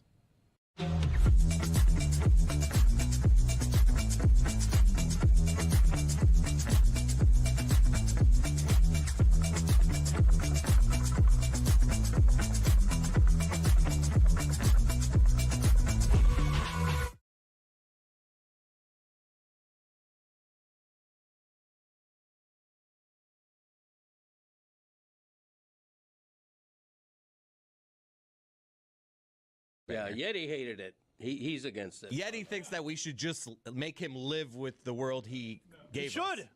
Like I mean, this- I asked you several times throughout this whole process. Have you thought this out? Have you planned out the list? You know that there are 50. You kept assuring me that you have it all under control. Driver comfort is paramount. He ain't wrong. You know, part of the beauty of me is a bit of serendipity, a bit of You're the kind of guy. unpredictability. And so the same is true with this list. Okay, whenever you do a countdown, Zaz, bank this information for your future. Whenever you do any sort of a countdown, controversy is good. You want somebody to say, that sucks, that should be lower, or that's, wow, I can't believe that's not higher. So wait, so what used to be 50 is now 60. Yes. So we've gotten fraudulent rankings up to now. All the numerical rankings we've gotten up to now are all wrong. He can give you the updated, like number 60. He can give you the update of whatever. I know, but they're all, every previous incarnation of this that we have given the American public and internationally has been wrong. I would say adjusted more than wrong. Adjusted. Maybe to Greg's credit, too, I've never heard of a top 60. Thank you. Well, how do we know it's not going to end up being 62? Because he's going to think of 2 more on his way home because he didn't plan any of this It out. would never be 62. It could bump to 65. It would never be a number like 62. We would obviously go in 5s, Dan. Here's also the thing. This is a big question of mine. So you have left 10 out, which is why you are expanding it from 50 to 60. But the 10 that you left out are automatically like they're in the top 23. You're saying top 24. Yeah. But I'm telling you, he left bangers out. Right. This had to be done, guys. Yeah, it had to be done, like he says. Again, it doesn't have to be done if you're dealing with a responsible person who plans it That's at the true. beginning, as opposed to just making everything up as he goes along. No, listen, and we're in the sports business. We should know this better than anybody. Rankings always change. When I was born, everybody agreed Babe Ruth, greatest player ever. Not so much now. Rankings That was when I was change. growing up. It was a hot debate. Everyone agreed, though. Babe Ruth, that young kid's got a future.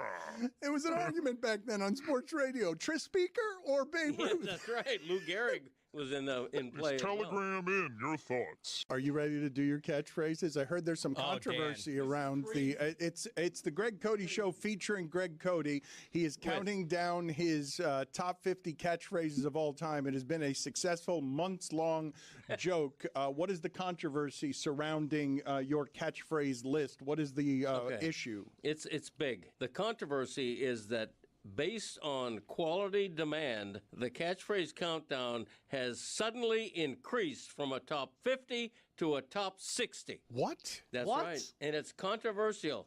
Of course it is. You told us it was a top 50, and we told you. We told you it was. We told you it was something you were making up as you went along, and that you weren't going to get the numbers right. And now you just changed it. He botched it to such a degree that there are so many good ones left that we're just pushing all I the knew current that was ones going to back. happen, though. That's exactly what we were saying. Your brain beating me. How did this happen? What was the ruling? What did the committee get together and decide? How did it happen that it got expanded? Now, no one's going to complain about this because more catchphrases is great, but we told you this was going to happen, and we told you this was a sloppy list by you. The others, they all learn from me. Yeah, right. No, I looked at all the catchphrases remaining, and there was only 14 left, but there were like 20-something good ones. So I'm like, thank you. Let's go. So wait a minute. So how did you do it though? Are there now is there now a new list 50 to 60, or No, what are you doing? everything that's been said is just like what was 50 is now 60. Yes. There were 14 left, and now there's 24 So we're left. not in the top 20 No, anymore. now we're at 23 we were and in the top 24. 20 of the countdown, and now we're at 24. I'm telling you, they're bangers though. They're just bangers There left. is nobody that's actually upset about this development. Come on. You've got to honor the list, though. I'm telling you, I got a peek. I don't know the exact order, but I got a peek of what the top 10 looks like, and it is just banger after banger. Yeah, Yeti hated it. He's against it. Yeti thinks that we should just make him live with the world he gave You us. should. Like I mean, I there's- asked you several times throughout this whole process. Have you thought this out? Have you planned out the list? You know that there are 50. You kept assuring me that you have it all under control. Driver comfort is paramount. Wrong. You know, part of the beauty of me is a bit of serendipity, a bit of You're the kind of guy. unpredictability. And so the same is true with this list.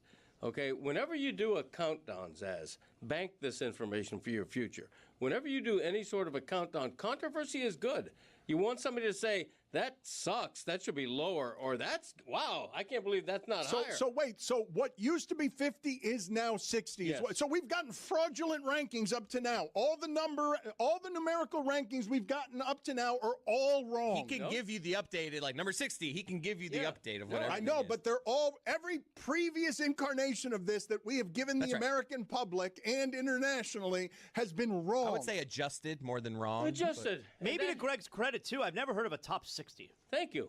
Well, how do we know it's not going to end up being 62? Because he's going to think of 2 more on his way home because he didn't plan any of this It out. would never be 62. It could bump to 65. It would never be a number like 62. We would obviously go in 5s, Dan. Here's also the thing. This is a big question of mine. So you have left 10 out, which is why you are expanding it from 50 to 60.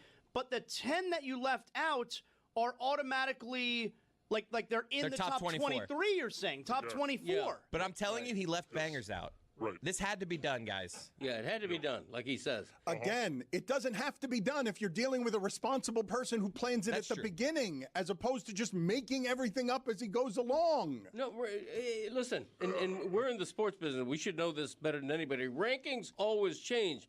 When I was born, everybody agreed Babe Ruth, greatest player ever. Not so much now. Rankings That was when I was change. growing up. It was a hot debate. Everyone agreed, though. Babe Ruth, that young kid's got a future. It was an argument back then on sports radio. Tris Speaker or Babe Yeah, Ruth? that's right. Lou Gehrig was in play. Just as well. telegram in your thoughts. Are you ready to do your catchphrases? I heard there's some controversy around the. It's the Greg Cody Show featuring Greg Cody. He is counting down his top 50 catchphrases of all time. It has been a successful months-long joke. What is the controversy surrounding your catchphrase list? What is the issue? It's big. The controversy is that based on quality demand, the catchphrase countdown has suddenly increased from a top 50 to a top 60. What? That's What? right. And it's controversial. Of course it is. You told us it was a top 50, and we Catch as told catch you. can. We told you it was. We told you it was something you were making up as you went along, and that you weren't going to get the numbers right. And now you just changed He it. botched it to such a degree that there are so many good ones left that we're just pushing all I the knew current that was ones going to back. happen, though. That's exactly what we were saying. Your brain beating me. How did this happen? What was the ruling? What did the committee get together and decide? How did it happen that it got expanded? Now, no one's going to complain about this because a good more thing. catchphrases.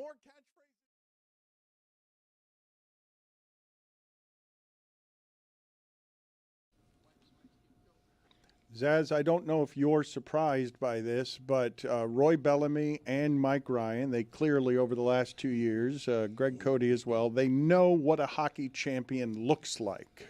They have become familiar with what it takes to win a hockey championship. I've been watching a little of the hockey playoffs this year. And Roy and Mike have said it's a bit of a foregone conclusion that the Colorado Avalanche are going to win the title over the United States of Tortorella. This is the United States of America.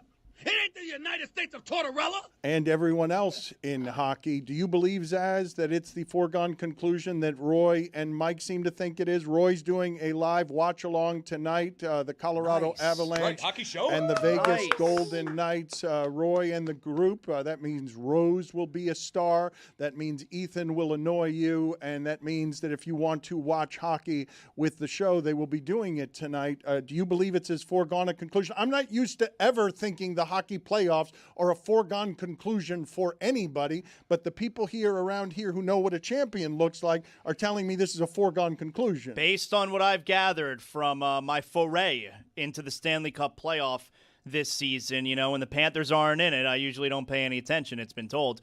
Based on what I've seen, yes, I think Colorado is far and away the best team in the postseason, and I'm glad they are, because you think I need the Carolina Hurricanes winning a Stanley Cup in my life? No, I don't need that. Well, here's the thing. I think Vegas is dead last of the 4. Carolina, according to the betting odds, Carolina is barely an underdog to Colorado to win it all. For me, it's Montreal. Montreal is my dark horse, my rooting interest. I think they're the reason that I'm still engaged in the playoffs. The Panthers had more wins this year than the Golden Knights? Like, how ridiculous is that? Right. The Panthers had more wins. The Golden Knights were under 500 How this many year. games were left when the Golden Knights fired their coach? How many games in the like 4, season right? were left before they decided to get rid of their coach? Felt like 6 or 7.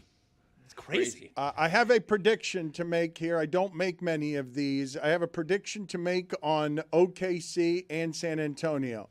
Before the end of that series, there will be made the loud public accusation that the OKC Thunder are trying to hurt Wemby. Before that series is over, there will be a story that they're not going to just give their championship to this guy. Like, if it's unfair, they're going to try to hurt him. And I think we're going to have a controversy. By playing good defense? No, that's a good take. By playing tough? No, You know about that, Lou Dort? By him Dort. flopping? By Dorting. I've seen him flop. I've seen him throw himself into the stands. They're going to This guy's Dort. such a hater. They're going to Dort at his knees. Caruso's at the sides of his knees. He's just trying to play defense. You like that prediction, Zaz? Do you think that before that there's going to be the story they're trying to hurt him, and it's going to create a story around him as the guy who had the dirtiest play in the entire postseason, where he becomes a little embryo that must be protected from all harm? All it is Wemby-led media, Dan. It's just everybody on in the can for Wemby. You are the biggest hater in the world. How You're am I- supposed to like this sport. Guys, I love this sport, by the way. I loved it when you guys said it was bad. I was still loving it. What I'm doing is protecting it, a la Mike when he did a couple years ago, but for a different reason. So See, I love this sport so much that it offends me when the sport is bad. The fact that you still love it when it's bad, that actually means that I love it more than you. Impossible. Because I can't find the sit great back inside and of it. watch when it's bad. No, I find the I great refuse. inside of it.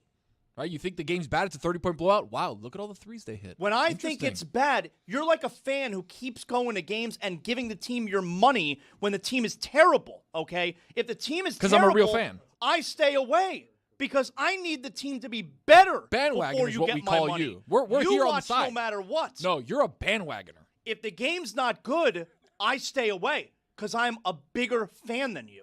Tony, I love you, but Zaz is a two-time champion broadcaster. That's right. And he's turned his back on the franchise. Greg Cody, do you have your countdown catchphrases ready? Because we have a lot of them to get to. The Greg Cody Show featuring Greg Cody has been successfully executing a joke for many, many months now. It's true.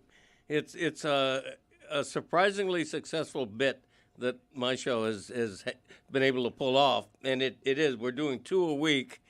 We're now at top 60, so it's going to end up being like a half a year worth of bit. Also, controversially, we learned last week that the top 50 had been extended for no real good reason other than disorganization to a top 60. Yeah, great so that kind of thing. let's do it right now. Okay. Please stop talking to your inner monologue at any point, okay? I'd prefer you breathe with those giant nostrils into the microphone. Number 60. I'm fuller than Vern Fuller. 59, where's my click, click? 58, hey, Butterfinger. 57, punt. 56, Scranton. 55, I'm busy in a one-arm paper hanger. 54, George up, Georgia. 53, I'm the kind of guy that 52, balling the jack. 51, hey, with the monkeys, baby. 50, thank you, Billy. 49, I love him like a pet. 48, who made it a salad? 47, we're rolling now, huh? 46, your brain beat me. 45, let's go States. 44, driver comfort is paramount. 43, dummy up, save up. 42, catches, catch can. 41, doesn't make it right. 40, so on and so forth. 39, very good. 38, the Little League theory. 37, nice hat, asshole. 36, the others, they all learn from me. 35, don't go showering to try to please me. 34, look at that jerk. 33, it's like a packing house in here. 32, what'd you learn? 31, hee-haw, 3, ba-day up. 30, I'm not going to take a quiz. 29, sassafras. 28, would we break a window? 27, hello. 26, who won? 25, trailers for sale or rent. 24, you got to eat a peck of dirt before you die. 23, 3 words, we are the Lobos. And now, number 22, you're going to go to Buffalo with Bernie Parmalee? Whoa! Wow. 22. Classic. Didn't even make the top 20. Just played Hey Jude.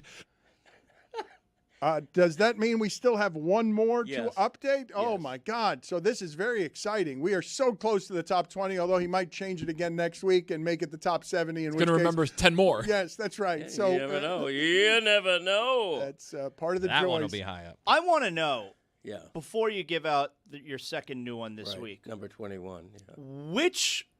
which phrases now for the rest of the way are the ones that you had to add to extend from 50 to 60? I didn't have to add any. We always had a surplus from which to He choose. botched it so much that when we looked with 14 left, there were 25 good ones. So we were like, this is an easy ad. Again, really sloppy the way this was done to start the list before you had completed the That's list. him. And so Your brain beating me. tomorrow we will bring on Boog Shambi and see how many of those, as part of a charitable effort that we're helping Boog Shambi with, he will sneak on to a Cubs broadcast. Oh, man. And we're going to try and do that tomorrow with Boog Shambi. Excellent. That would be a dream come true. What I'd also like to do, though, before we get to this next update, can you guys please explain to me, because I really don't want to get numb to this. Pablo Torre has won a National Magazine Award. I don't know what that is. He does not write for a magazine. So now he won the Pulitzer, and I thought that was a writing prize. He won it for audio reporting as we modernize our awards. Is it for magazine shows? What is a National Magazine Award? Well, the best way I can explain this is, what do you refer to as 60 Minutes? They're a news magazine. They take a magazine-style approach to their storytelling, and that's what Pablo does with his, and that's why this group of editors from magazines across the country decided to honor him. And this is the award for outstanding podcasting, which beat out NPR and the Wall Street Journal. So the 61st Annual National Magazine Awards were announced by the American Society of Magazine Editors, and this was at a gala hosted in New York City. All three of them? It's not a magazine. Well, those editors run magazines, right? But correct? 60 Minutes is a news magazine, and Pablo Torre finds out is a magazine. Right, but are those editors the editors of news magazines, or are they editors of physical copies of physical written magazines? I mean, this award in particular was just for podcasting, and NPR and the Wall Street Journal were involved in it. Those aren't magazines. Those are different types of publications. So just for the record, because I'm not feigning ignorance here, I don't understand. The modernization of the Pulitzer makes it so that the Pulitzer, which I had always associated with being the top prize in writing, no longer requires writing to be part of the award. Are you telling me this is normally a written award that they've created another category for, and now Pablo Torre has what is considered in America the finest news magazine type show there is, as people voting from printed magazines are voting on, because Wall Street Journal and NPR are the top of the food chain on making good things in these modern times, and I'd just like a clarification, because I'm not understanding normally what these awards are given for. What I like to imagine is some editor from Maxim is ripping a vape and saying, I like Pablo. The American Society of Magazine Editors, which was founded in 1963, is the principal organization for the editorial leaders of magazines and websites published in the United States. So the awards first started in 1966 in association with the Columbia University Graduate School of Journalism. The judging happened in January at Columbia. More than 300 writers, editors, art directors, photo editors, and journalism educators participated in the judging, working in small groups to choose the finalists and ultimately the winners. The awards are in 18 different categories, and the winner in each category receives an Ellie, modeled on the symbol of the awards, Alexander Calder's elephant walking.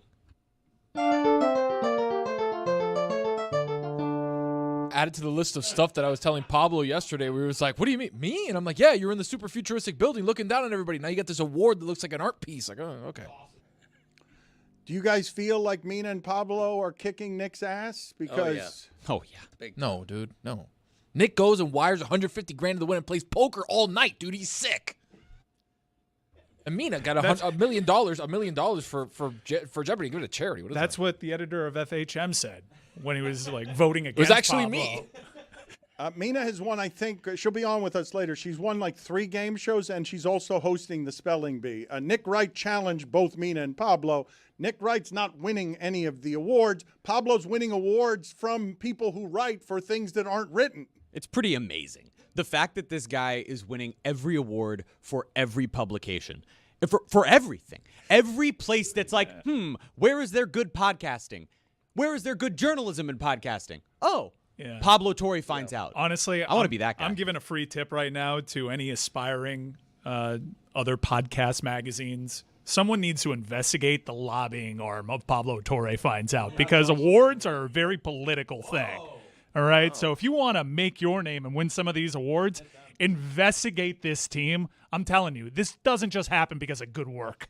Look, let's be honest. We're all being selfish. Pablo's being selfish. Mina's being selfish. Everybody's being selfish in their own way, right? Pablo's never given me a dime. Mina Kimes never given me a dime. That's right. Nick Wright gave me a stack. That's my guy. Understand that you can be bought, but I don't think he's winning this particular war when they're winning all the awards and he's not. But how are they winning it? Tune in. But if you said to me right now, if you said to me right now, you can either for the rest of your life be Pablo or Nick, I'm going with Nick.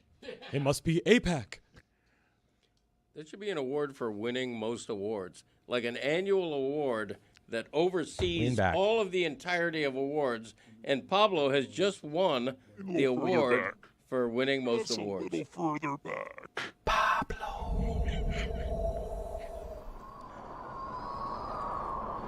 Greg, I am maintaining, and I think I could say this flatly. Would you guys agree or disagree with what I'm saying, that in the history?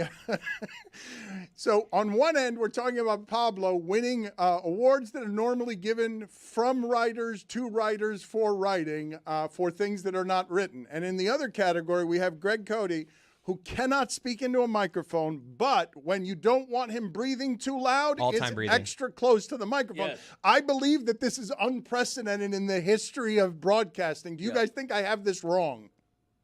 I'm also going to start being further away. There should be an award for that. Why don't I win an award if I'm the best at that? Well, you're the only one at that, Well, though. exactly. You're not competing with anybody. That means you name the award after me. You never know. Zaslow, do you believe that this has ever been seen before in the history of broadcasting? The problem that Greg continues to have with just simple broadcasting. I told you, and I knew this from the start. Some days you just know. You can tell right away. This has been a Hall of Fame breathing performance. We haven't even mentioned it. We mentioned it early in the show. He's been on it today with the breathing. What's your next update, the final update for the week on catchphrases? Okay, just to refresh, number 22 was you're going to go to Buffalo. You want to refresh the Bernie whole thing? Can we Parmalee? refresh the whole thing? He might die. Are you serious? Yeah, I just like another update on just the whole thing Okay. before we get to the last. That backfired on you there, Greg. I You know. thought you were saying something cute by saying just a refresher. Well, it had Now been you're a starting minute. over. I want to refresh the whole thing. That's all. Give Dan an inch. All right, number 60, I'm Fullerton Vern Fuller. 59, where's my click? 58, hey, Butterfinger. 57, punt. 56, Scranton. 55, I'm busy in a one-arm paper hanger. 54, Georgia.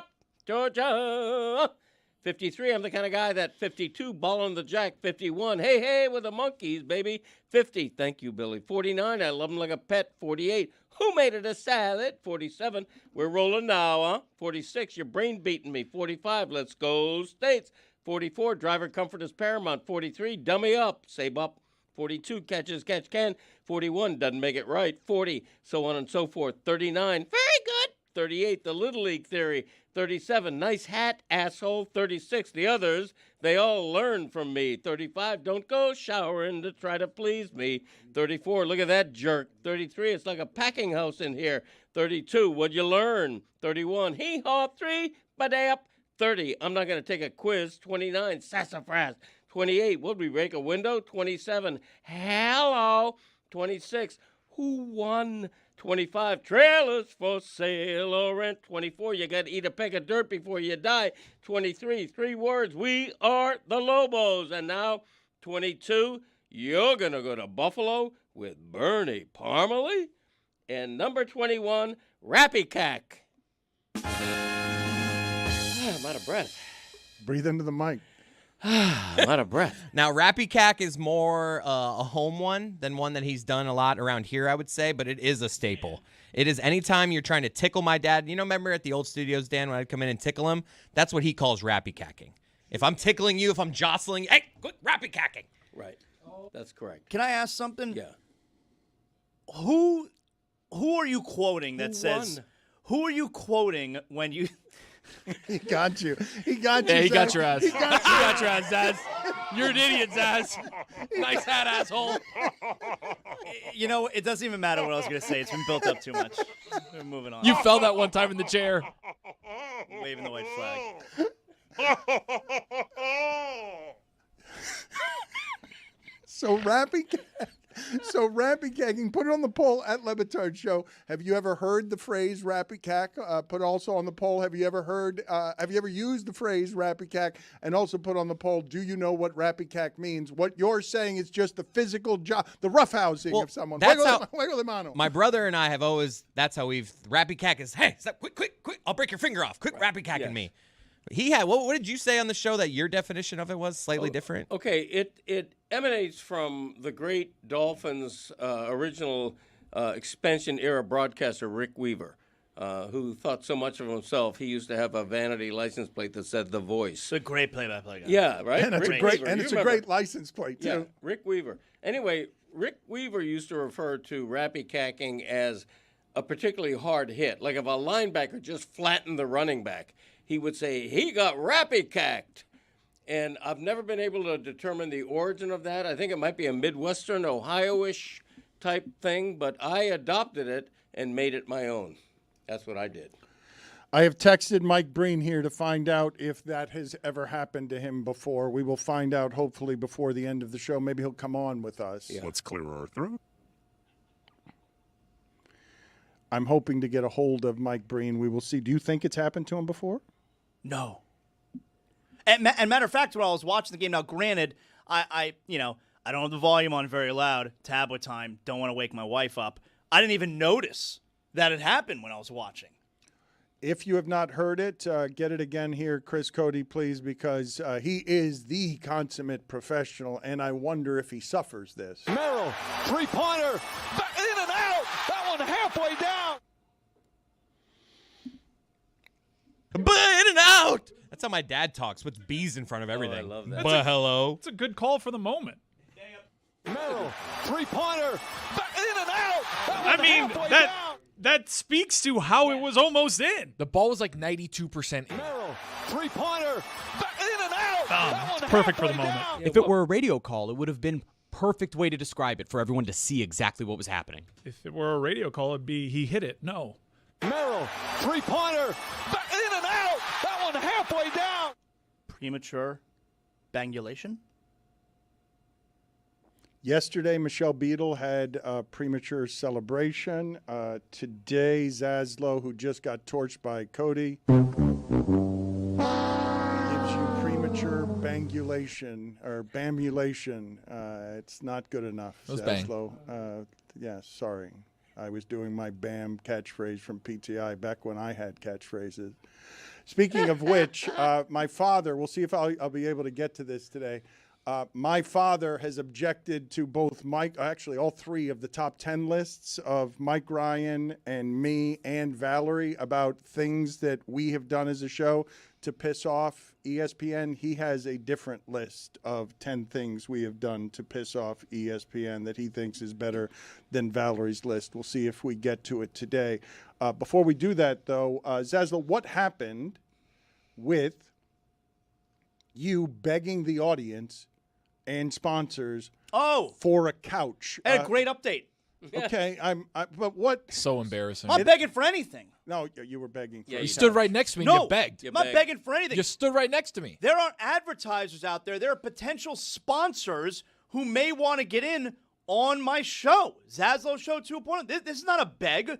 This is a partnership opportunity. You were standing right here. You said, please, I need a new couch. I do need a new couch. And maybe they need a sponsorship opportunity. All right? This is how you'll work together. Zaslow 2.0 has blown up in recent months. It has exploded. Juju reprimanded me, saying that it's all because of Zaslow's hard work. I claim that it might have something to do with his affiliation with our show. Regardless. Can't tell for sure. Neither here nor there. It doesn't really matter. Either way, his show has blown up.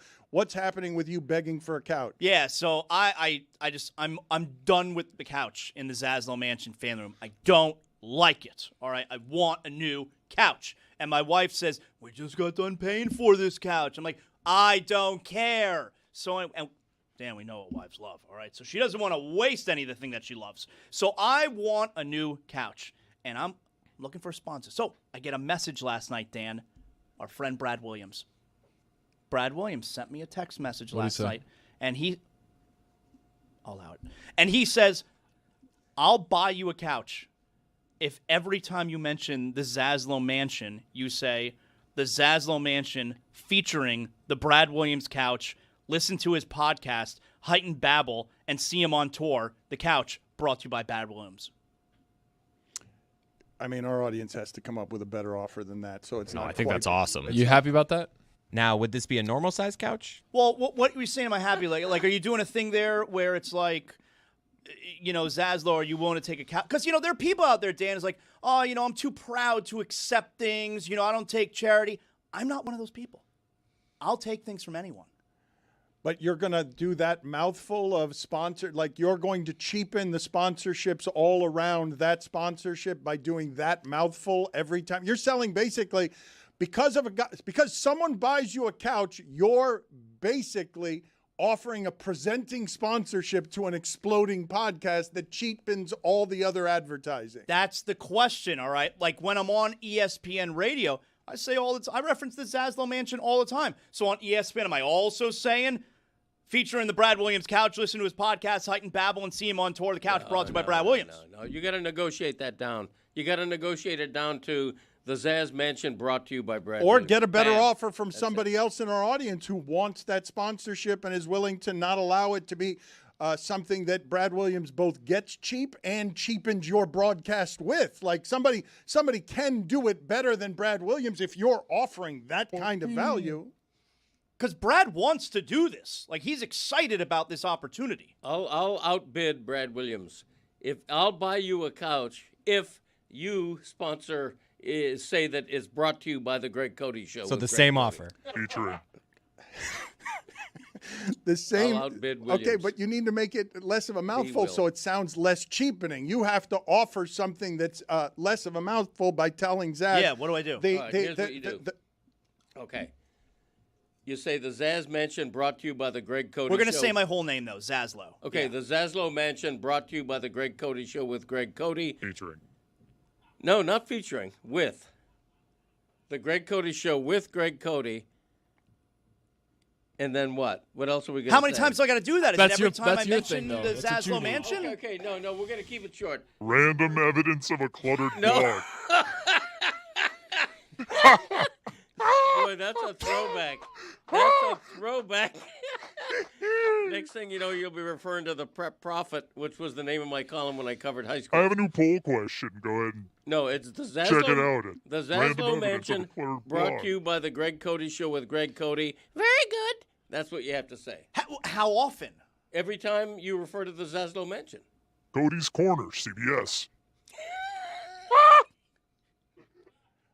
The time before Good that, recall. Mike, the time before that is the loudest I have ever heard Greg Cody laugh at you simply pressing on the narcissism of knowing the terrible name of the blog column that he used to write, which was Random Evidence of a Cluttered Blog. No, Cluttered Mind. But then it became Cluttered Blog. It became Cluttered Blog. Zagak. Wow, look at these guys. They And know it. occasionally featured on Paul and Young Ron. That's true, too.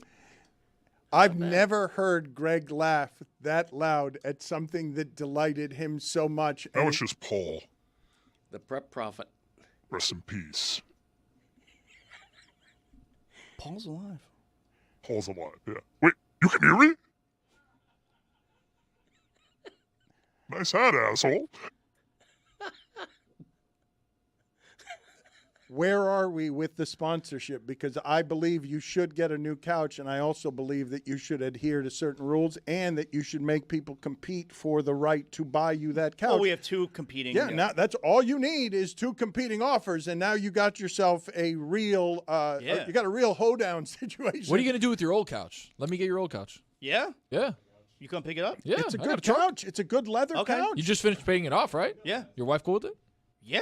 It's a great couch. It's just not a couch that he likes. How do you know it's a big. great couch? It's big. It's got two seats that recline. Okay. It's got cup holders. Okay. It's got iPhone chargers. The old version of the iPhone, not the USC. Can't do deal anything breaker. about that. Okay. Yeah. But it's a good couch. Leather. Leather, What color? Really? Not Naugahyde? Beige. You got a dog? I do have a dog. Dogs can age a couch. Is it dirty? No. I mean, just because your animals dog- animals can make Dog it dirty. urinate on it? We meant USB. No. USC is a college in California and South Carolina. No, the new iPhones, it's called a USC. USB-C. No. Oh. It's maybe, BC. Maybe. Talking to yourself? Maybe. Please stop arguing with your inner monologue. No one hears it. All right, we may be onto something here. I have one podcast that wants to sponsor the couch. I have another podcast that wants to sponsor the couch. The thing is here, Brad Williams wants me to say it every time I mention the Zaslow Mansion. Am I doing that for you as well? Yes. Every time? Yes. Yeah, absolutely. But I'm a shorter phrase. You just got to say, brought to you by the Greg Cody Show with Greg Cody. Very good. Featuring. And that's it. So it's still pretty annoying, though. Like, you've got two competing offers that are making you say a mouthful every time, and he's now got an impersonation. I'm not sure his is better if he makes you say very good. I don't think he's actually made you a better offer than the one Brad Williams made you, because he's making you make a sound that makes it even more obvious that you're cheapening the sponsorships all around you on your podcast. Zaz would have to audition and convince me that he can say very good in the spirit it is meant. Okay, that's not how it works. Like that is cheapening the sponsor when I have to audition for a sponsorship. Okay, if you simply say very good, that doesn't cut it. Zaslow, I bet I can find a buyer for your other couch. So hold on a Just second. reach out to the vice president. He just wishes that it was a little more dirty. That's my couch, dude. What are you doing? Greg Cody, we have not talked quite enough about the approaching World Cup. The thing that I hear people talking about when the conversation points start are things that don't quite have to do with play. It's expensive tickets. Yeah. It's Iran, Italy. It's stuff that doesn't have to do with what we're going to be doing in the coming months, which is talking about the action as it relates to Inter Miami and what you were saying yesterday on the show. Mike Ryan objects. You came on and said something different than what we said. We've talked about this quite a bit, the absurdity of the Inter Miami La Familia fan base, a very devoted fan base, withholding its song, withholding in protest and in silence its support of Messi and Inter Miami, because they have not been kind enough to simply give them a gesture of, we acknowledge your support. It is one of the silliest back and forths you will ever see.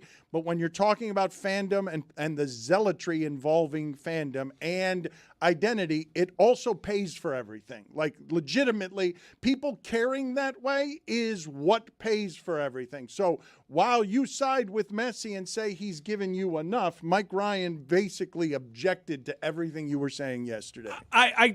There's a lot of people that have this opinion, and it's a very American sports opinion. MLS soccer is different, but Inter Miami is trying to separate itself from MLS too and try to be this big global brand. I think a lot of people weighing in on the discussion aren't aware of how these supporters sections work and how they do these supporter sections often in concert with the club, because the club loves having these supporters clubs out there making these festive atmospheres.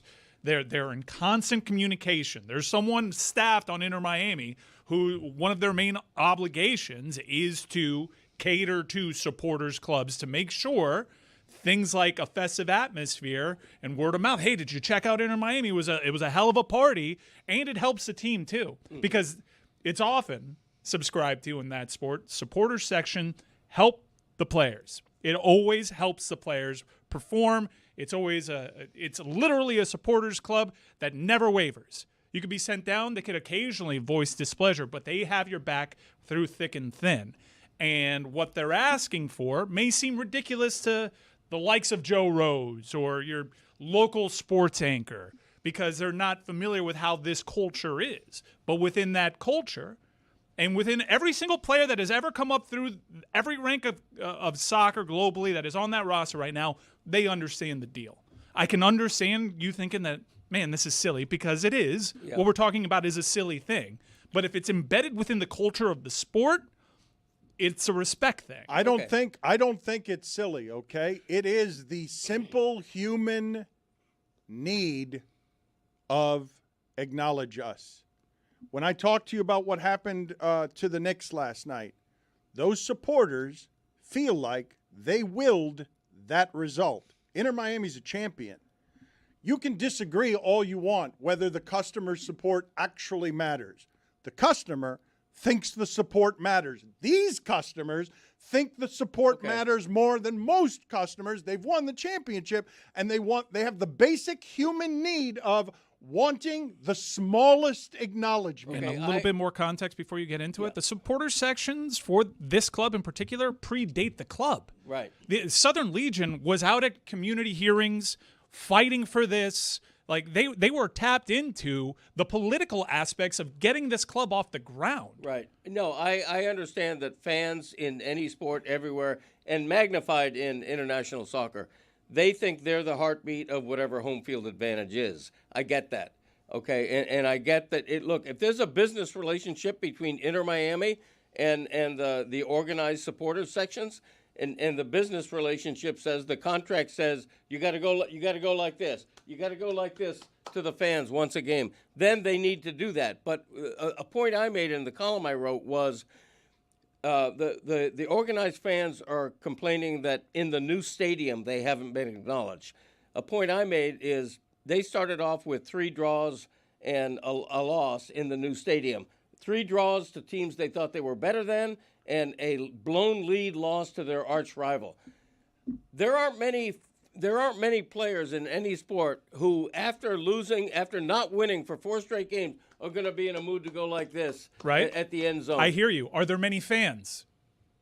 Are there many fans that would feel like clapping? Yeah, if Messi's playing for the team. No. Are there many fans that would feel like applauding their Warriors that go do battle after what you said, you're right. 3 embarrassing losses? Because while the players don't feel like that, most fans don't feel like that either. I've left many a stadium disgusted with an effort and not wanted to applaud my guys. Supporters clubs, though, those sections, they always do. Okay. No matter what. And all of a sudden they're turning off all the noise because they haven't been acknowledged enough? Yes. It seems pretty because those people can actually argue they are more of a fan than anyone is.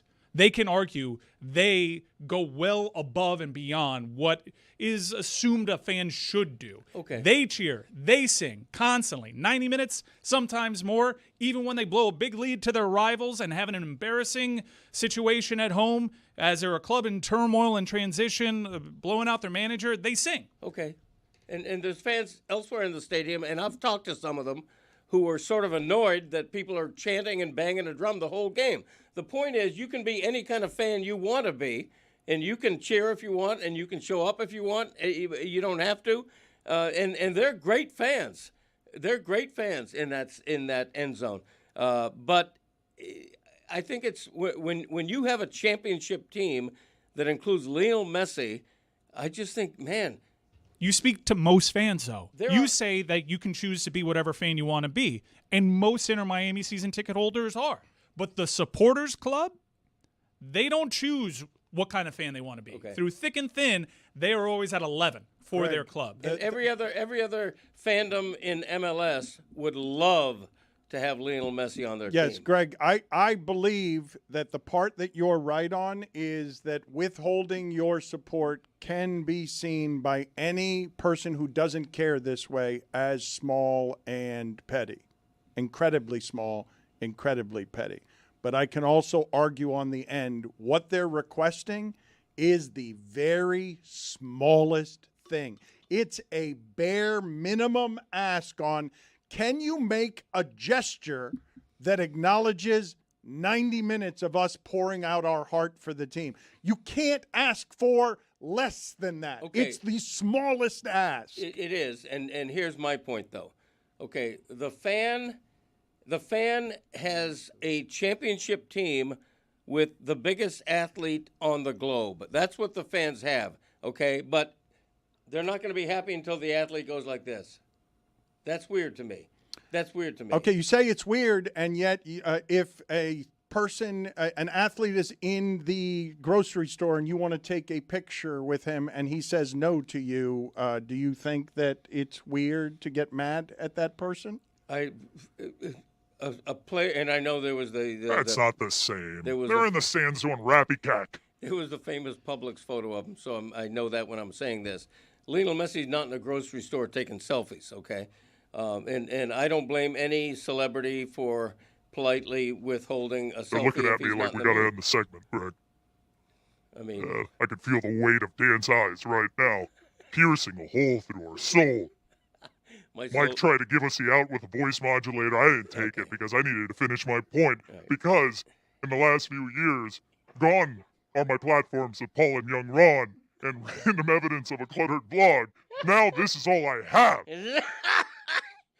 Folks, listen up. The NBA playoffs are here, and DraftKings Sportsbook, an official sports betting partner of the NBA, brings the excitement every game, all postseason long. Bet player props, bet live, and stay in the action the entire game. New DraftKings customers bet just $5, and you'll get $100 in bonus bets instantly. Download the DraftKings Sportsbook app. Use code DAN so you're ready for the moment. That's code DAN. Turn $5 into $100 in bonus bets instantly in partnership with DraftKings. The crown is yours.